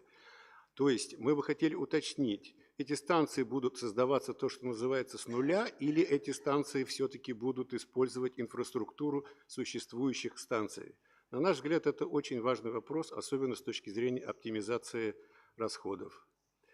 Ну и, безусловно, очень важно учитывать то обстоятельство, что необходимо иметь соглашение в тех странах, в которых намечено и будет согласовано установить эти станции, иметь соглашение с национальными службами, отвечающими за мониторинг атмосферы. Потому что брать пробы воздуха в колбы, насколько я информирован, ну, это без соответствующей договоренности никто не позволит. Тем более вывозить это все в другие страны и анализировать. Я хочу сказать, что здесь основа успешной реализации этого проекта – сотрудничество и взаимное доверие. Спасибо.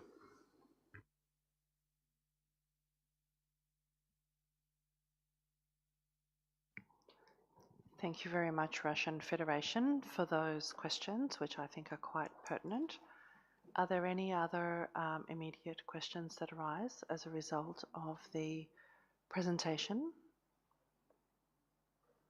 Canada, you have the floor. Thank you, Madam Co-Chair. And first of all, very grateful for Dr. Ravi Shankara's presentation, pre-recorded and long distance.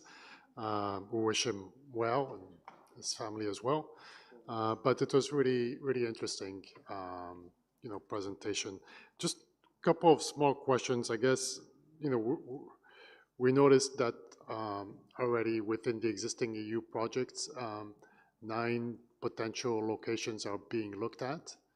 And I guess we're wondering like how this relates to the work that we sort of agreed to start last year, under Decision 36/1, where we approved, a budget of $400,000 to identify locations. So is this what's being done already with that EU project? Would that form sort of like the first part of this work, or is the idea to use the funding approved perhaps to identify another, 5 or 6 or more potential locations? So I guess we just want to know if these are sort of 2 different processes or if they're integrated within the same project in the end.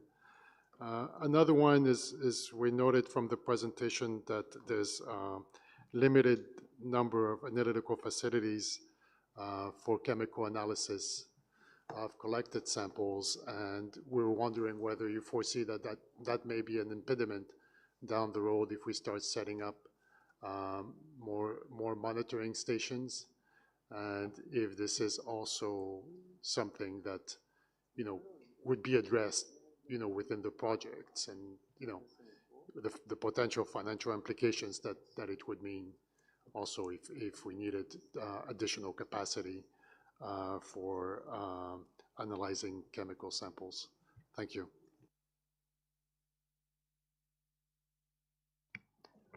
Thank you very much, Canada. I don't see any other delegations wishing to take the floor immediately. EU, you have some questions? Perhaps after EU questions, I'll turn to the I was going to say the panel, but you're not really the panel, to our experts to respond. EU. Yes, thank you. I assume that we will have also the opportunity to make some comments. Good, I see confirmation.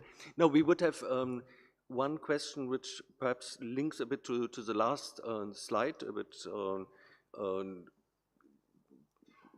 bringing a broader picture about how a good station can be established.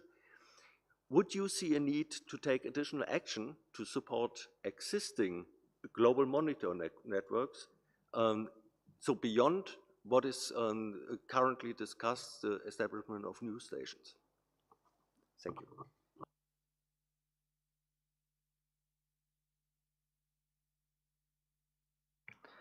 Thank you very much, EU, for a very brief question. So I turn now perhaps to the panel and or Sophia to answer those questions from the Russian Federation, Canada and the EU.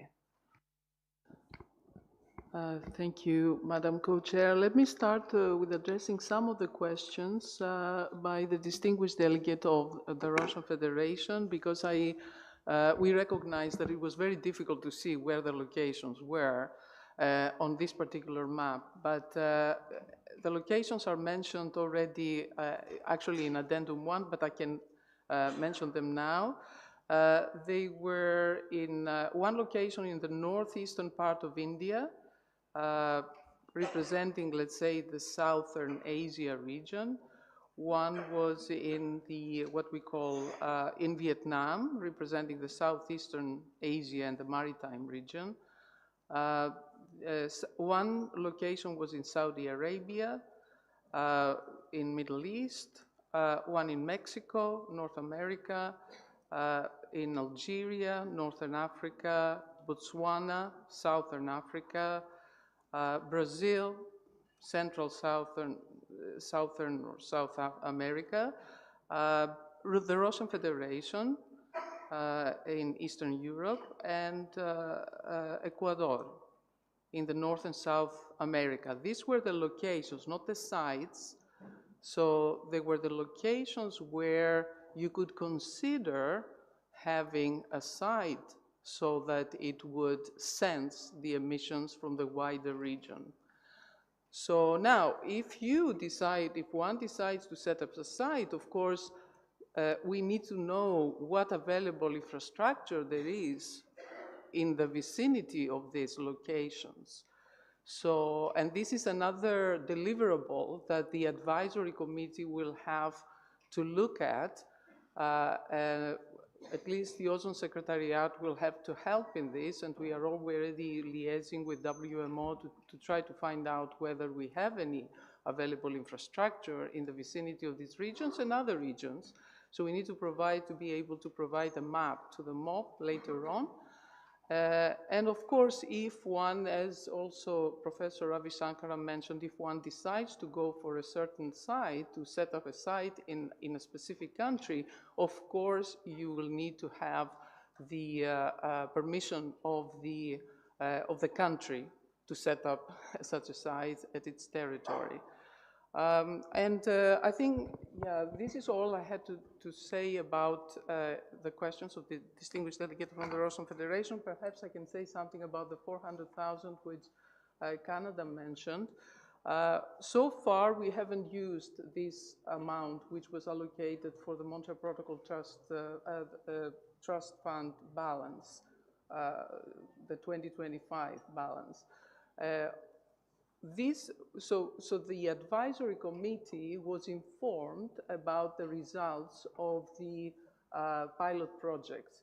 Now it's up to the advisory committee to advise in its next meeting, which we'll try to have sometime around the end of August or beginning of September, on how we move forward and how they wish us to use this amount of money. For example, do we need to run more OCEs in other locations, or do we need to run different kind of dispersion models so that we have more robust for the same locations? So we really leave it up to the scientists in this advisory committee to advise, or perhaps there are some other areas of work that we need to spend this money for.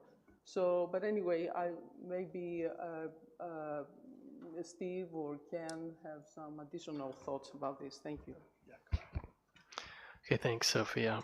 I think next, perhaps to address the question from the distinguished delegates from Canada and the EU regarding the capacity for chemical analysis of samples and how or if additional action is needed to support the existing observation capacity.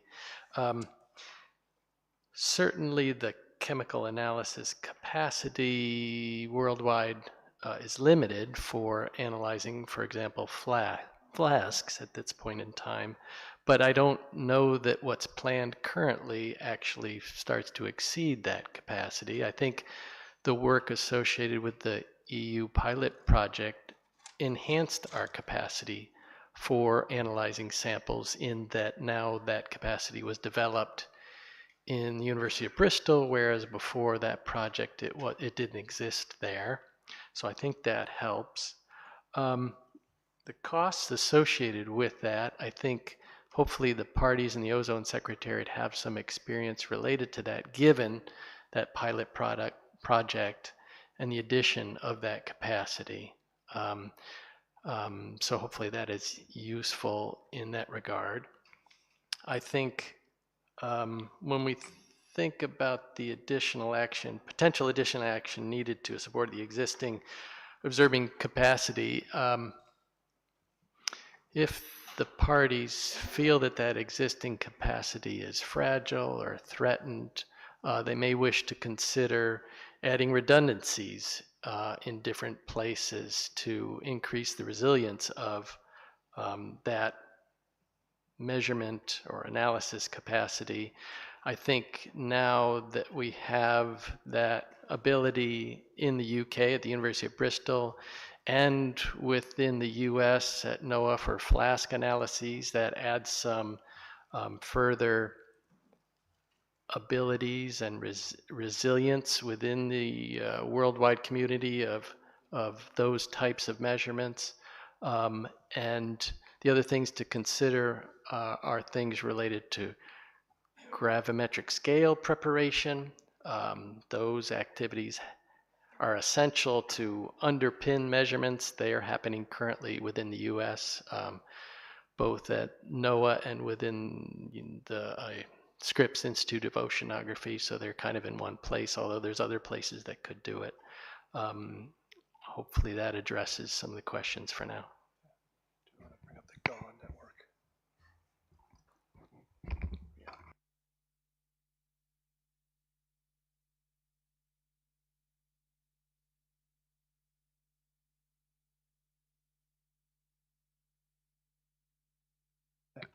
And one last question or comment related to the question from the distinguished delegate from Russia about minimizing infrastructure costs and taking advantage of the GAW network. Many of these types of questions were addressed in the original white paper. We encourage you to look into that a lot. We are all very aware of the GAW network, which is really a confederation of many of the nationally funded efforts, and the WMO GAW network really helps to tie them all together. So we're all very aware of those activities and would definitely try to take advantage of that going forward. So thank you.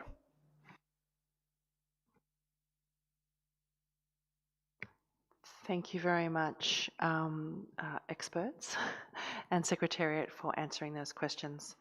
I have just accidentally deleted my list of countries, but I do recall them being Kenya, the United States of America, and I see the Russian Federation wants to take the floor again.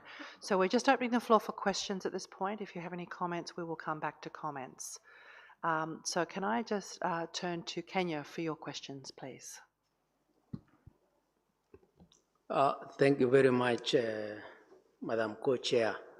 Actually, my question is simple because I really want to understand if there is any coincidence or opportunity at one time to have the 3 or 4 different monitoring observatory measurement taking the same data from the same point, considering that you are told that one of it will be maybe 1,000 kilometers or from the other. So I would like to know if there is a time when they can take simultaneously the same data from the same point. If so, what analysis could we be given? Thank you. Thank you very much, Kenya. I turn to the United States for your questions. Thank you very much, Madam Co-Chair. 2 questions we wanted to raise. The first one is if we could just ask on page 8 of the presentation where the map is, if our experts could shed a little bit of light. So one interesting part of the map that you've showed here, we understand this HCFC consumption. I mean, that's just a surrogate. There's the mapping here, obviously, there's many things you would want to think about, but it's sort of noteworthy that to the north of this site, and I think you said Vietnam, although, yeah, it's hard to see here. We have sort of a concentration in East Asia of sort of the highest level of emissions on the color chart here. So I was a bit curious that there's not a proposed monitoring station sort of in the midst of that. I mean, there's a reason for that. It could be because there's existing monitoring stations or something like that. But we would just appreciate a clarification on why that is. And then secondly, just with respect to point 3 on page 7 of the presentation, so one thing, we'll come to this in a bit, but we are just sort of trying to figure out with the different funding sources, what the sort of who's doing what and how are we piecing this together to achieve, I think, some of the goals that we want to. How did you say the Aussies were paid for? I understood perhaps you to say they're not paid for by the $400,000, but if you could just repeat that. And then finally, just to note, it's not a question, but just enormous appreciation for the presentation from Dr. Ravi Shankara. Appreciate Dr. Jux and Dr. Monska as well for answering questions here. But this presentation is incredibly helpful. We know a lot of work went into it, and also thanks to the Secretariat for their work engaging with and facilitating some of those discussions. Thank you. Thank you very much, United States. I turn to the Russian Federation for its follow-up question, and then I'll turn to our experts. Спасибо большое, госпожа сопредседатель. Спасибо уважаемым экспертам, ответившим на вопросы, особенно Мелоне. Но все-таки мы задали очень конкретный вопрос и хотели бы получить конкретный ответ. Будет ли использована существующая инфраструктура, в частности, станции Global Atmospheric Watch? Или станции будут создаваться с нуля с каким-то использованием существующей инфраструктуры, как нам было сказано? Мы не получили ответа. Тут, в общем-то, несложно, наверное, если вы уже знаете, что не будете использовать эти станции, а будете какие-то другие, тогда так и скажите, что не будем. Или скажите, что будем, есть уже какие-то приблизительные договоренности о том, что на станциях Global Atmospheric Watch будет установлено дополнительное оборудование, которое будет использовано в интересах сторон Монреальского протокола. Вот нам бы очень хотелось иметь конкретный ответ. Спасибо.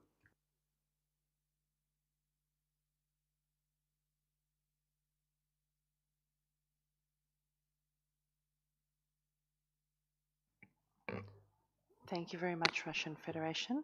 I turn now to our experts, and Sophia first. Thank you, Madam Co-Chair.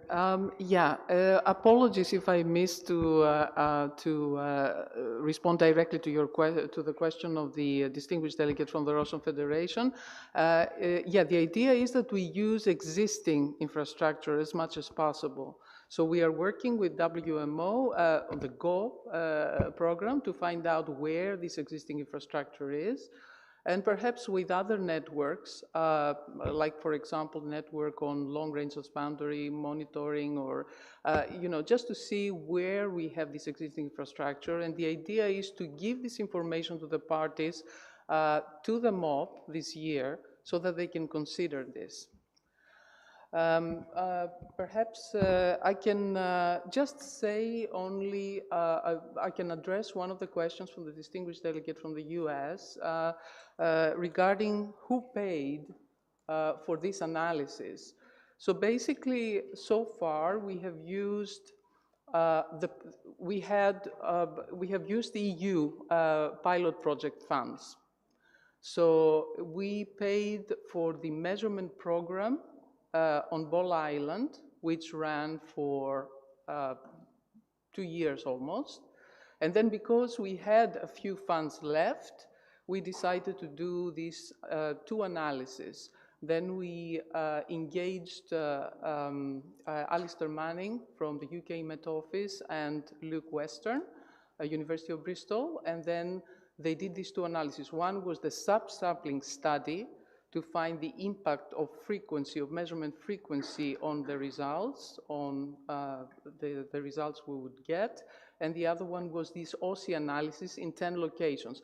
I mean, we managed to do 9 so far. This study has not been finalized yet, but then we plan to have it by the time we go to the MOP, and then we will present these results. So all the funds that they were used for all these results that you have seen were coming from the EU pilot project, which is going to be finalized by the end of this year.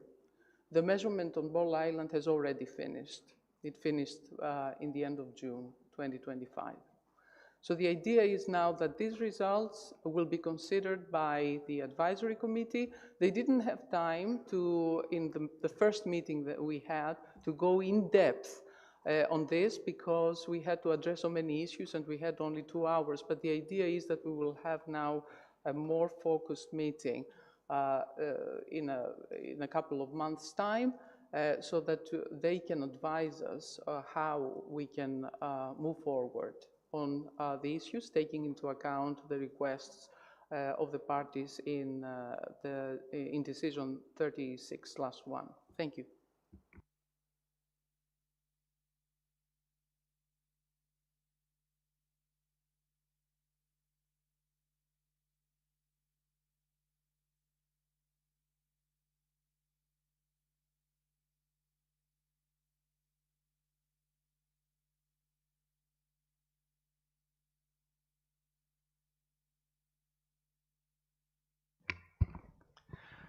Okay, yes, and to address the question from the distinguished delegate from Kenya, what I heard related to the benefits perhaps of having measurements from multiple groups within a similar region, and certainly that kind of activity is beneficial for a number of reasons. One, it can help with an understanding of whether or not those different measurement groups or activities are providing consistent information. That's one way to determine it, by looking at similar atmospheric parcels. And another benefit of doing that is to understand the concentration variability within a region for multiple different directions, so that one might be able to triangulate on the locations of different emission sources within that region. So those kind of things are quite useful, provided that one has the resources and capacity to have multiple sites within a region. And then to the USA's question about Eastern Asia, where the highest consumption region indicated on the map wasn't associated with a circle suggesting the addition of a measurement location. It's because this map doesn't show the existing measurement network. If it were to show the existing measurement network, it would show that the US, the EU, and also China, within those regions, there is a substantial measurement capacity currently that's ongoing, and I believe that's most likely the reason why there isn't circles in any of those regions on this map. Thank you. Thank you very much, Sophia and Steve, for those answers to the questions. If there are no more questions to the experts, don't move. I would like to close the list of parties asking questions because we have to move on. I see that there has been one last request for the floor. Can I just make sure there are no more questions from other delegations at this point? I don't see anybody else wishing to take the floor. So I'll turn to Iran for the last question, and then we will move forward with comments. Iran, you have the floor. Yes. Thank you, Madam Co-Chair.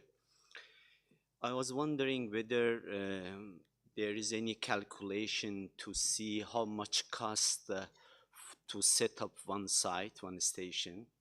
If it is not that much, and also there is a possibility the fund to be shared by the host country, including infrastructures and buildings, whether there is any possibility to increase the number of the sites, which can increase our certainty on the study and also the measurements. This is the one proposal, and also I didn't see any site proposed in the Pacific Islands, in also Australia or in the Pacific Islands. Is there any reason for it? Thank you very much.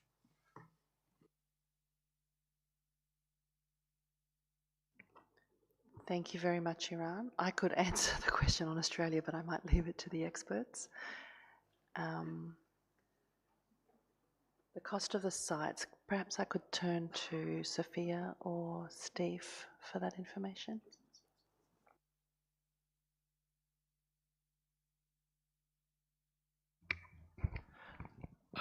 Thank you very much for those questions from the distinguished delegate from Iran.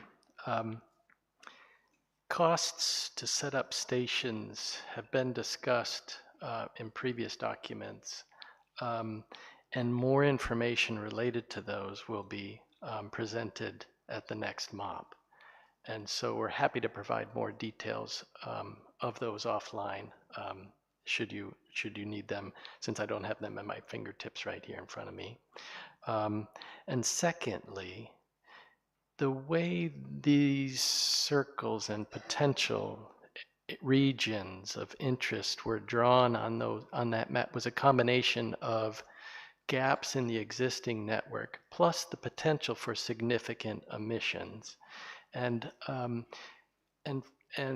Australia, for example, is another region where there is existing measurements based on the A-gauge site in southern Australia, in Tasmania, which covers a regional portion of, or captures a regional portion of southern Australia. And furthermore, so there's some existing capacity there. And furthermore, the Pacific Islands, given population and use of halocarbons, is probably pretty small, so that it would be less important or effective to place additional sites there to capture regional emissions, because they're likely to be small. Thank you. Thank you very much. I see Iran nodding, so hopefully that has answered your questions. So thank you very much to Sophia, Steve, and Ken. We'd like to thank you. You're now excused from the podium. I'm sure you're very glad. While you're leaving the podium, I would just draw your attention to CRP 4, which has been posted now, which is the CRP which was promised by the delegation from Cuba. So I draw your attention to that in case I just draw your attention to that CRP which has been posted. And we will close this session just a fraction early so we can get that CRP introduced into plenary. But now I'd like to turn to the discussion on this particular agenda item and ask delegations whether they have any comments or observations or points to make in relation to this very important agenda item.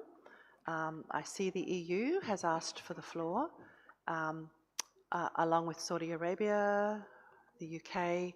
There's also been an observer, which I can't identify, but if we have time, we will come to an observer towards the end. EU, you have the floor. Thank you, Madam Co-Chair. The EU would like to thank the Secretariat for the comprehensive report on the ongoing work. But foremost, we would also like to thank the members of the steering committee of this pilot project that we initiated a couple of years ago. So Ravi, which we heard, Ray Weiss, and until his retirement, Paul Newman, who invested lots of much work into steering the work undertaken. This thanks is also addressed to their respective institutions, namely NASA, the Scripps Institute, and NOAA. The University of Bristol and also other contributing institutions like the Michigan Institute for Technology and NOAA. So the University of Bristol and University of Dhaka provided substantial contributions for the flask measurements carried out in Bangladesh. So our thanks to those persons and institutions. The pilot project has indeed become an international activity, underlining the global nature of atmospheric monitoring. In this vein, the initiative aims at supporting the globally operating networks, such as AGH and the NOAA Global Monitoring Laboratory Network. We are grateful to the US government and institutions for the leadership on this issue by providing infrastructure and expertise. The pilot project comes to an end this year. And in this context, we are glad that we are in the position to make a contribution of 4.5 million euro. That is about, at current rates, roughly 5.2 million US dollar, and to support the work of the General Trust Fund. For the tasks required in decision 36/1. As we heard in the presentation, we expect additional information by the MOB and for consideration at the MOB. For this reason, the EU does not intend to present a CRP at this stage. A decision should be considered on the basis of this additional information at the MOB. And it is also relevant, as it was mentioned before, to give the expanded advisory committee sufficient time to consider the issue further so that it can provide the scientific advice as required by decision 36/1. However, this decision established various working and funding streams which are meant to be complementary. And there we heard also a question and some doubt or some questions about how to ensure that complementarity. Therefore, we are happy to have the opportunity to discuss with interested parties during this MOB the interplay between the ongoing initiatives and also to clarify the timelines of the different work streams that is important to know and to inform parties before we are then deciding and considering a decision based on the additional information at the next meeting of the party. Thank you. Thank you very much, EU, and I'm sure that delegates will be very interested in your advice about the very large contribution that the European Union is making to this important issue. Before I give the floor to Saudi Arabia, I just want to note that the Secretariat has also prepared an information document, which is inf.4, which actually contains the decision 9656 taken by the Executive Committee of the Multilateral Fund at its last meeting on options for a funding modality to support a limited number of pilot projects to enhance regional atmospheric monitoring of controlled substances. So that is another funding stream for delegates to consider. I now give the floor to Saudi Arabia. أهلا وسهلا بالجميع وبسعادة الرئيسة المساعدة ونشكر جهودكم على الدراسة الأولية لتقييم الرصد الجوي للمواد الخاضعة للرقابة بموجب بروتوكول مونتريال. كما نشكر المساهمين في تنفيذ هذه الدراسة الأولية النموذجية المعيارية والتي سيكون لها الأثر الواضح في دراساتنا مستقبلاً. كما تؤكد المملكة العربية السعودية على أهمية أن يظل الرصد الجوي للمواد الخاضعة بموجب بروتوكول مونتريال طوعياً وتعاونياً، ومع معارضة أي آليات رصد إلزامية أو مركزية قد تقوض السيادة الوطنية وحرية الدول في اتخاذ قراراتها. كما تشدد المملكة العربية السعودية على ضرورة دعم بناء القدرات الوطنية وتطوير البنى التحتية الوطنية للرصد، بما يساهم في تحسين جودة البيانات وشفافيتها ومصداقيتها، وتمكين الدول من تعزيز التزاماتها البيئية، وفي الوقت نفسه يحفظ للدول استقلاليتها وخصوصيتها. وشكراً على إتاحة الفرصة لنا.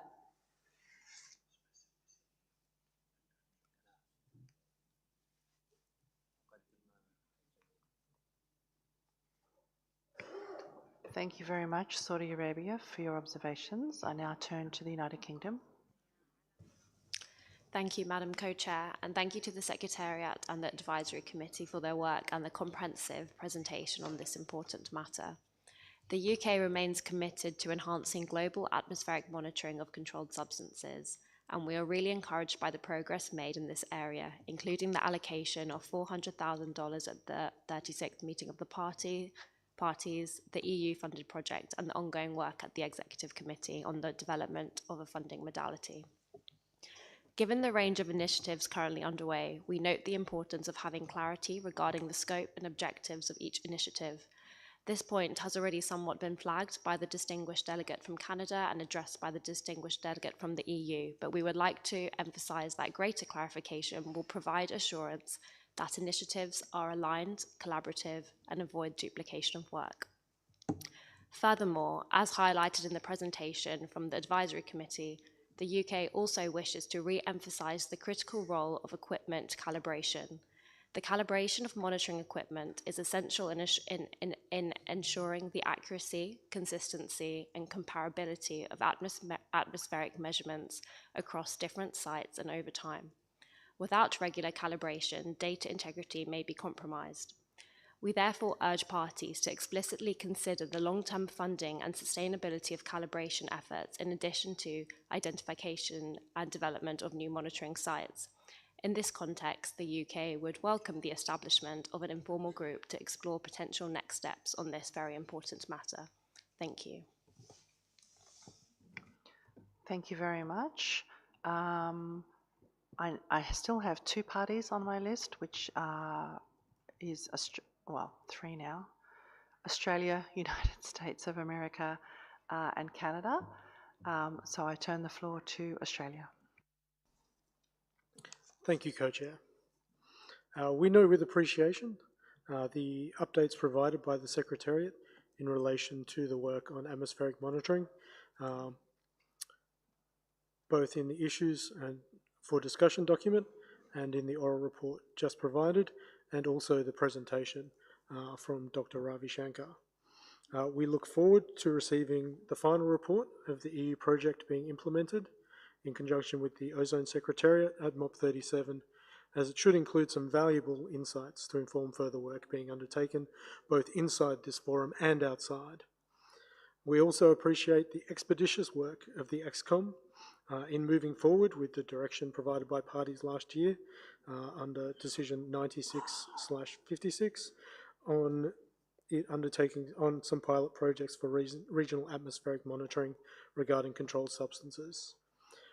We understand the chair of the ExCom will provide an update to the high-level segment at the 37th MOP, but given the importance of this work and that the ExCom was requested to report to the MOP on the work carried out to develop the funding modality for its consideration, we would really join with the previous interventions in wanting to, I guess, having an opportunity to understand the progress made and also the intersections and overlaps between the work that is ongoing across these work streams. So We acknowledge that there's a lot going on in this space, and we really think it's important to have those ongoing discussions in an informal group, if at all possible. Thank you. Thank you very much, Australia, for those observations. United States. Thank you, Co-Chair. Just to build on what I said before, I think what we're seeing here is it's some really great work that's being done, and I think it's science at its very best that we do here in the Montreal Protocol. So we are very appreciative of the work of the advisory committee as well as the steering committee, as I said before, the Ozone Secretariat, and helping to convene and coordinate and report back. Just to say, I think this has all been incredibly helpful. I'd specifically mention what our colleagues from the EU just reported on as well. I think the pilot project has also been directly beneficial, but also I think in drawing lessons learned from it, as well as the additional money that they are providing. So we are appreciative of that. We have a lot of different aspects of this, I think, that are coming together to better inform parties of some important underlying science from which we can then be informed in further decision making. I did just want to emphasize a couple of things. I think one, others have indicated support for an informal group here. I think we were going to suggest the same thing. I think it is useful because I think there's some complexity here of the different things happening in sort of these different work streams, as well as specifically where some of the financing is coming from. So we think that would be quite helpful. I think quite noteworthy as well is the work being carried out in the discussion that we just had at the last meeting of the Executive Committee of the Multilateral Fund. I think all these efforts can work together and in parallel towards a good outcome for us. And I think in an informal group, it's an opportunity for us to come together, exchange views, and share information. And I think that'll be really helpful because I think there is some complexity here. I do just want to recall the decision that we took last year, in particular, is calling on us to organize activities for the specific purpose of evaluating suitability of potential sites for monitoring regional emissions of controlled substances. And so we would very much view what we are doing in that specific context. And I would also note, I think it's important, and again, we can take this up in the informal group. I think it's thinking about, we have sort of a short-term mission here as we assess sites and figure out where there are gaps, where there are opportunities to try to fill some of those gaps.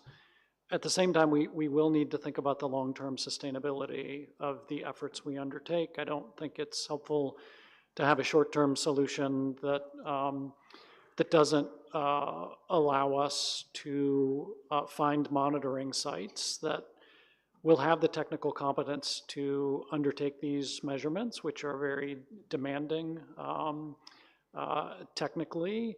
But to the points that were raised a few minutes ago, it's also the engagement with existing institutions and capacity that can help ensure this longer-term sustainability and that longer-term success that we would like to see. And then finally, just to note, I think this is very helpful. I think we would just say, as a general matter, we'd encourage, I think the discussion we're having here is good. We look forward to it. As a general matter, we'd encourage all parties to consider establishing stations of your own. Any party can do that, irrespective of the discussion that we have here. And I think, you know, a lot of the science capacity, the experts that we hear from here, both on these steering and advisory committees, but in the SAP, there is a fair amount of capacity that is available from those scientists who can help for countries who may want to take on such initiatives on their own. So we would just note that, and also to say, the report out here, very helpful. We know we're going to get a lot more information at the MOP as well. So listen, an informal group here to have a good exchange, I think will be helpful, knowing that we have a lot more information coming to us at the MOP. So we'll look forward to that engagement there as well. Thank you. Thank you very much, United States. I turn to Canada. Canada is the last party on my list. Thank you, Madam Co-Chair. Well, similarly to other delegates, we'd like to thank the Secretariat and the representative of the Advisory Committee of the GTF for their updates on the actions taken since MOP 36 pursuant to Decision 36/1. We also want to thank the European Union for the work that has already been undertaken under the current pilot projects, and also we are appreciative of the fact that the results of this work are being shared with the Montreal Protocol community, and as well for the additional and very substantive new contribution that they just announced at this meeting. We also want to welcome the funding modality to support pilot projects on atmospheric monitoring that was agreed at the 96th meeting of the Executive Committee. We believe that responded satisfactorily to the requests from the parties in paragraph 4 of Decision 36/1. We foresee that in the future, the MLF would become a main source of financing for the establishment and operation of new stations in Article 5 countries that would be dedicated to atmospheric monitoring of controlled substances because it can provide long-term project management, financial and stable commitments to ensure the build-up and the long-term operations of such stations. However, as has been pointed out by the UK, the US, and others, we now have 3 funding streams for supporting this work. The Montreal Protocol Trust Fund, which is a relatively small contribution. The EU has announced a new contribution, and the MLF. So it's going to be important to understand how these streams of work will complement each other, the specific activities that will be funded by each one, and having an overall work plan and budget for moving forward with this work. Now, we suspect that we're not going to have that at this meeting because from what we understand, the Advisory Committee is just getting started, and we see that the Advisory Committee and the Ozone Secretariat are already at the center of this, and the committee needs to meet to figure out, okay, what's a path forward, and perhaps think about how these various sources of money could potentially be used. But, you know, it seems that this will also need to involve at least the European Union and the MLF Secretariat in some way, given where the other sources of funding would be coming from. Before we have an idea of what this work plan could be, I'm not really sure, you know, how much of a substantive discussion we could have at this meeting. We think, yeah, it's going to be useful to have set up an informal group, and we'll see where we go from there. But I think we'll probably be in a better situation at the MOP if we get this kind of information to be able to see how the work is moving forward and what is required from the parties to provide more further support to the Advisory Committee for the work that it intends to do. Thank you, Madam Co-Chair. Thank you very much, Canada. I do have 1 or 2 minutes available for the observer if you would like to make a very brief statement. Thank you. Good afternoon, and thank you for the opportunity to take the floor. Today, I am speaking on behalf of the Natural Resources Defense Council, or NRDC. We are an international environmental nonprofit organization with a mission to safeguard the living beings on Earth and the natural systems on which all life depends. NRDC was born in the United States and we have been observers at the Montreal Protocol meetings since the treaty's inception. We are extremely proud of the success of this treaty and the outstanding contributions of our country, the United States, to its success. However, as numerous parties have just noted, the protocol does not operate in a vacuum, and its success depends on multiple external institutions. US institutions like the National Oceanic and Atmospheric Administration, or NOAA, and the National Aeronautics and Space Administration, NASA, provide critical scientific capacities such as the atmospheric measurements, monitoring, and chemical analyses done through NOAA's Global Monitoring Laboratory and NASA's support for the A-Gauge network. These institutions are an integral part of the treaty's scientific engine, including our eyes on the sky, which is our ability to measure controlled substances in the atmosphere with accuracy, precision, and over long periods of time. And we need to keep this engine going. That is how we discovered the threat to the ozone layer in the first place.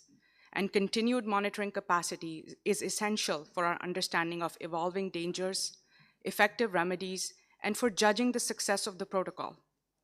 For example, without this monitoring network, the excess CFC-11 production in the previous decade could have remained undetected. At a minimum, it would have been extremely difficult to localize. Excuse me, you have 1 more minute, please. Thank you. Thank you. And it would have threatened the recovery of the ozone layer and accelerated the climate warming. A similar story is now unfolding with HFC 23. And despite these successes, the network is incomplete, and the parties recognize that, and now are taking steps to bolster the network, and NRDC strongly supports these efforts. But the main reason we have taken the floor today is to say that our eyes on the sky today are at serious risk. NRDC is deeply concerned about drastic budget and personnel cut proposals that could eliminate essential features of the NOAA and NASA Earth Science programs, in addition to the US Environmental Protection Agency. In the United States, however, Congress has the last word on funding, and it has rejected these kinds of deep cuts to scientific and environmental programs in the past. We sincerely hope that these essential programs are maintained. We remind all parties that although the US's contributions to science have been and still are indispensable, it is precarious to over-rely on one country for the technical underpinnings of the Montreal Protocol. Once again, we are very proud of the US's contributions and very much wish for them to continue. But other countries need to maintain and increase their contributions to the scientific data collection on which these efforts depend, both internationally and within their own borders. Thank you very much, NRDC. Your time is up. Okay, I see that one more party wishes to take the floor. I would really like to close and make a proposal on the way forward. Norway, can I ask you to be brief? Thank you, Chair. I will be brief. I was just listening carefully to the previous intervention, and so I understand that there is maybe some budget restriction that might affect the work of NOAA and NASA. And we were just wondering whether this could have some potential impact in the work of the SAP, because I guess they are relying quite a lot on those activities. So perhaps if we could just allow a quick reflection from the SAP, if possible, on what is currently done through NOAA and NASA, and how this potential budget restriction could affect our global capacity and ability to effectively monitor the atmospheric concentration of the substances controlled under the Montreal Protocol. Thank you. Thank you very much, Norway. I think that leads into how I was going to suggest a way forward, which was that we propose an informal group. I noticed that many countries who have taken the floor, or which had taken the floor, I'm sorry, had proposed an informal group, and perhaps those additional questions and observations might be able to be taken up in that group. I suggest probably that group would only have one meeting, and we will try and schedule it a little later in the week. If there's no objection to that way forward, and I don't see any objection being made, we will proceed in that manner. So thank you very much, delegations. Thank you very much to the Secretariat and to our experts for their good advice on this issue. So we will just adjourn consideration of this issue. We're not closing this issue and we'll come back to it later in the week. We are coming up to 5:45 p.m. and I would like to go back to agenda item 4A, which is related to life cycle refrigerant management. As I indicated before, CRP4 has been posted on the Ozone Secretariat website. Before delegations seek and request a contact group, I would like to indicate that that is in our proposed way forward. So please, no need to intervene suggesting a contact group if you wish to respond to the proposal from Cuba. So I would like to turn to Cuba now to briefly introduce the CRP. Thank you.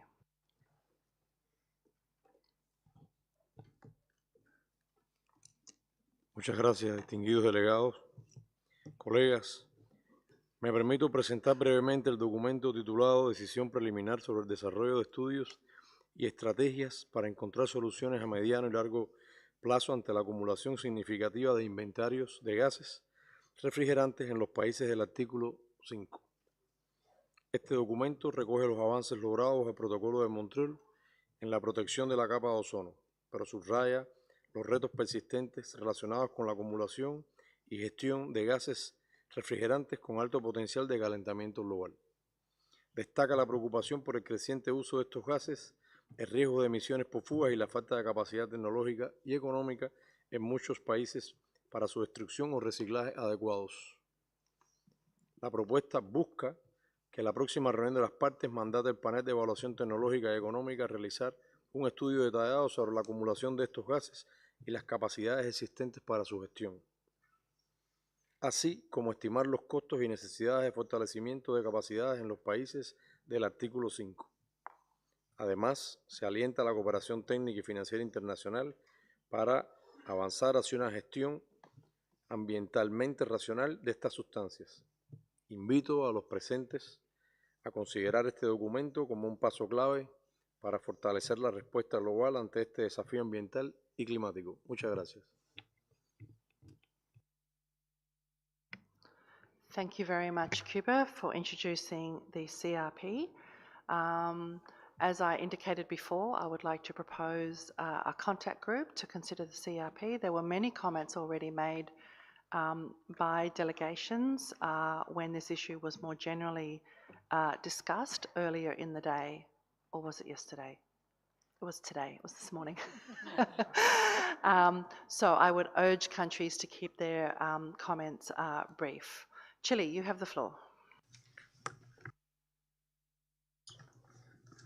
Muy breve, señora copresidenta, solo para decir que nos gustaría copatrocinar este documento.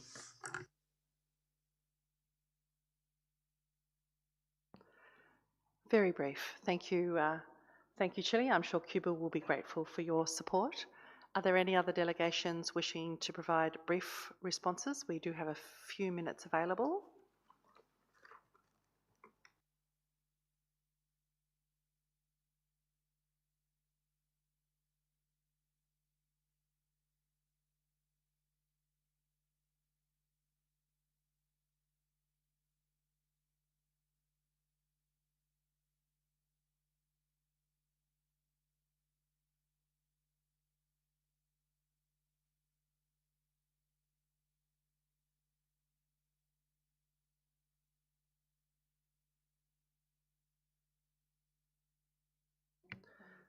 Thank you very much, delegations. I have one delegate seeking the floor. That's the Dominican Republic. You have the floor.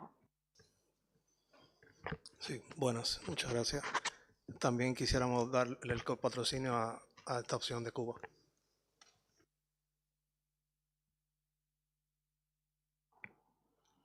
Thank you very much, Dominican Republic. US, you have the floor.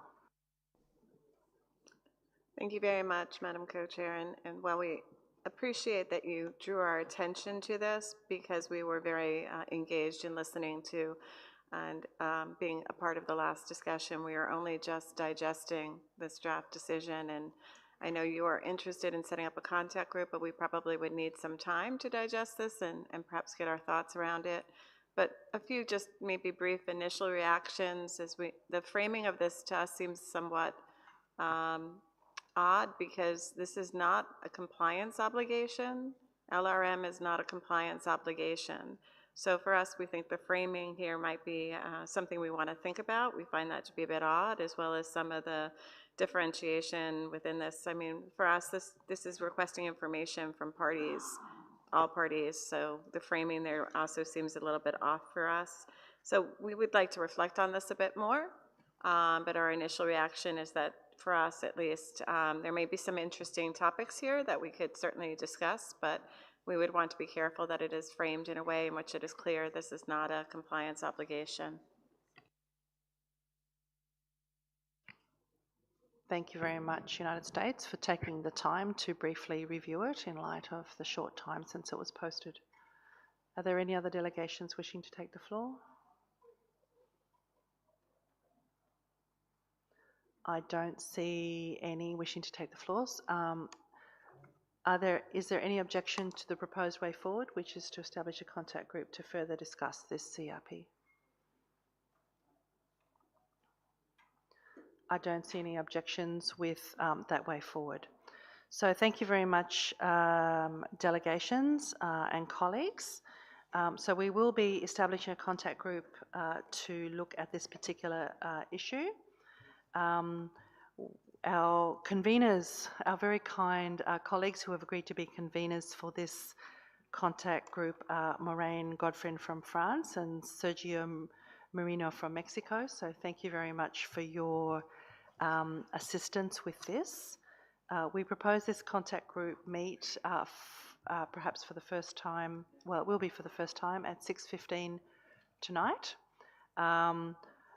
That will hopefully allow a little bit of time for delegations to grab some food and some sustenance. We're also proposing, I think that, and I've lost track of what was going to be tomorrow morning.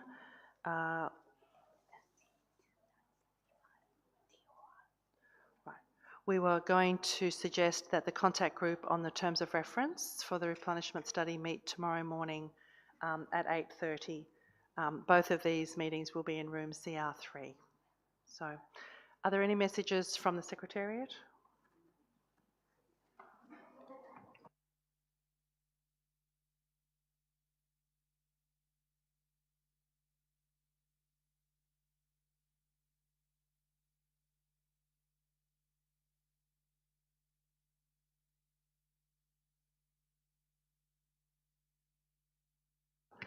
So thank you very much. We're going to call an early finish to our work this evening. Thank you very much for all your hard work. Bon appetit and enjoy the two contact groups homework that we have set for you. Thank you and good evening.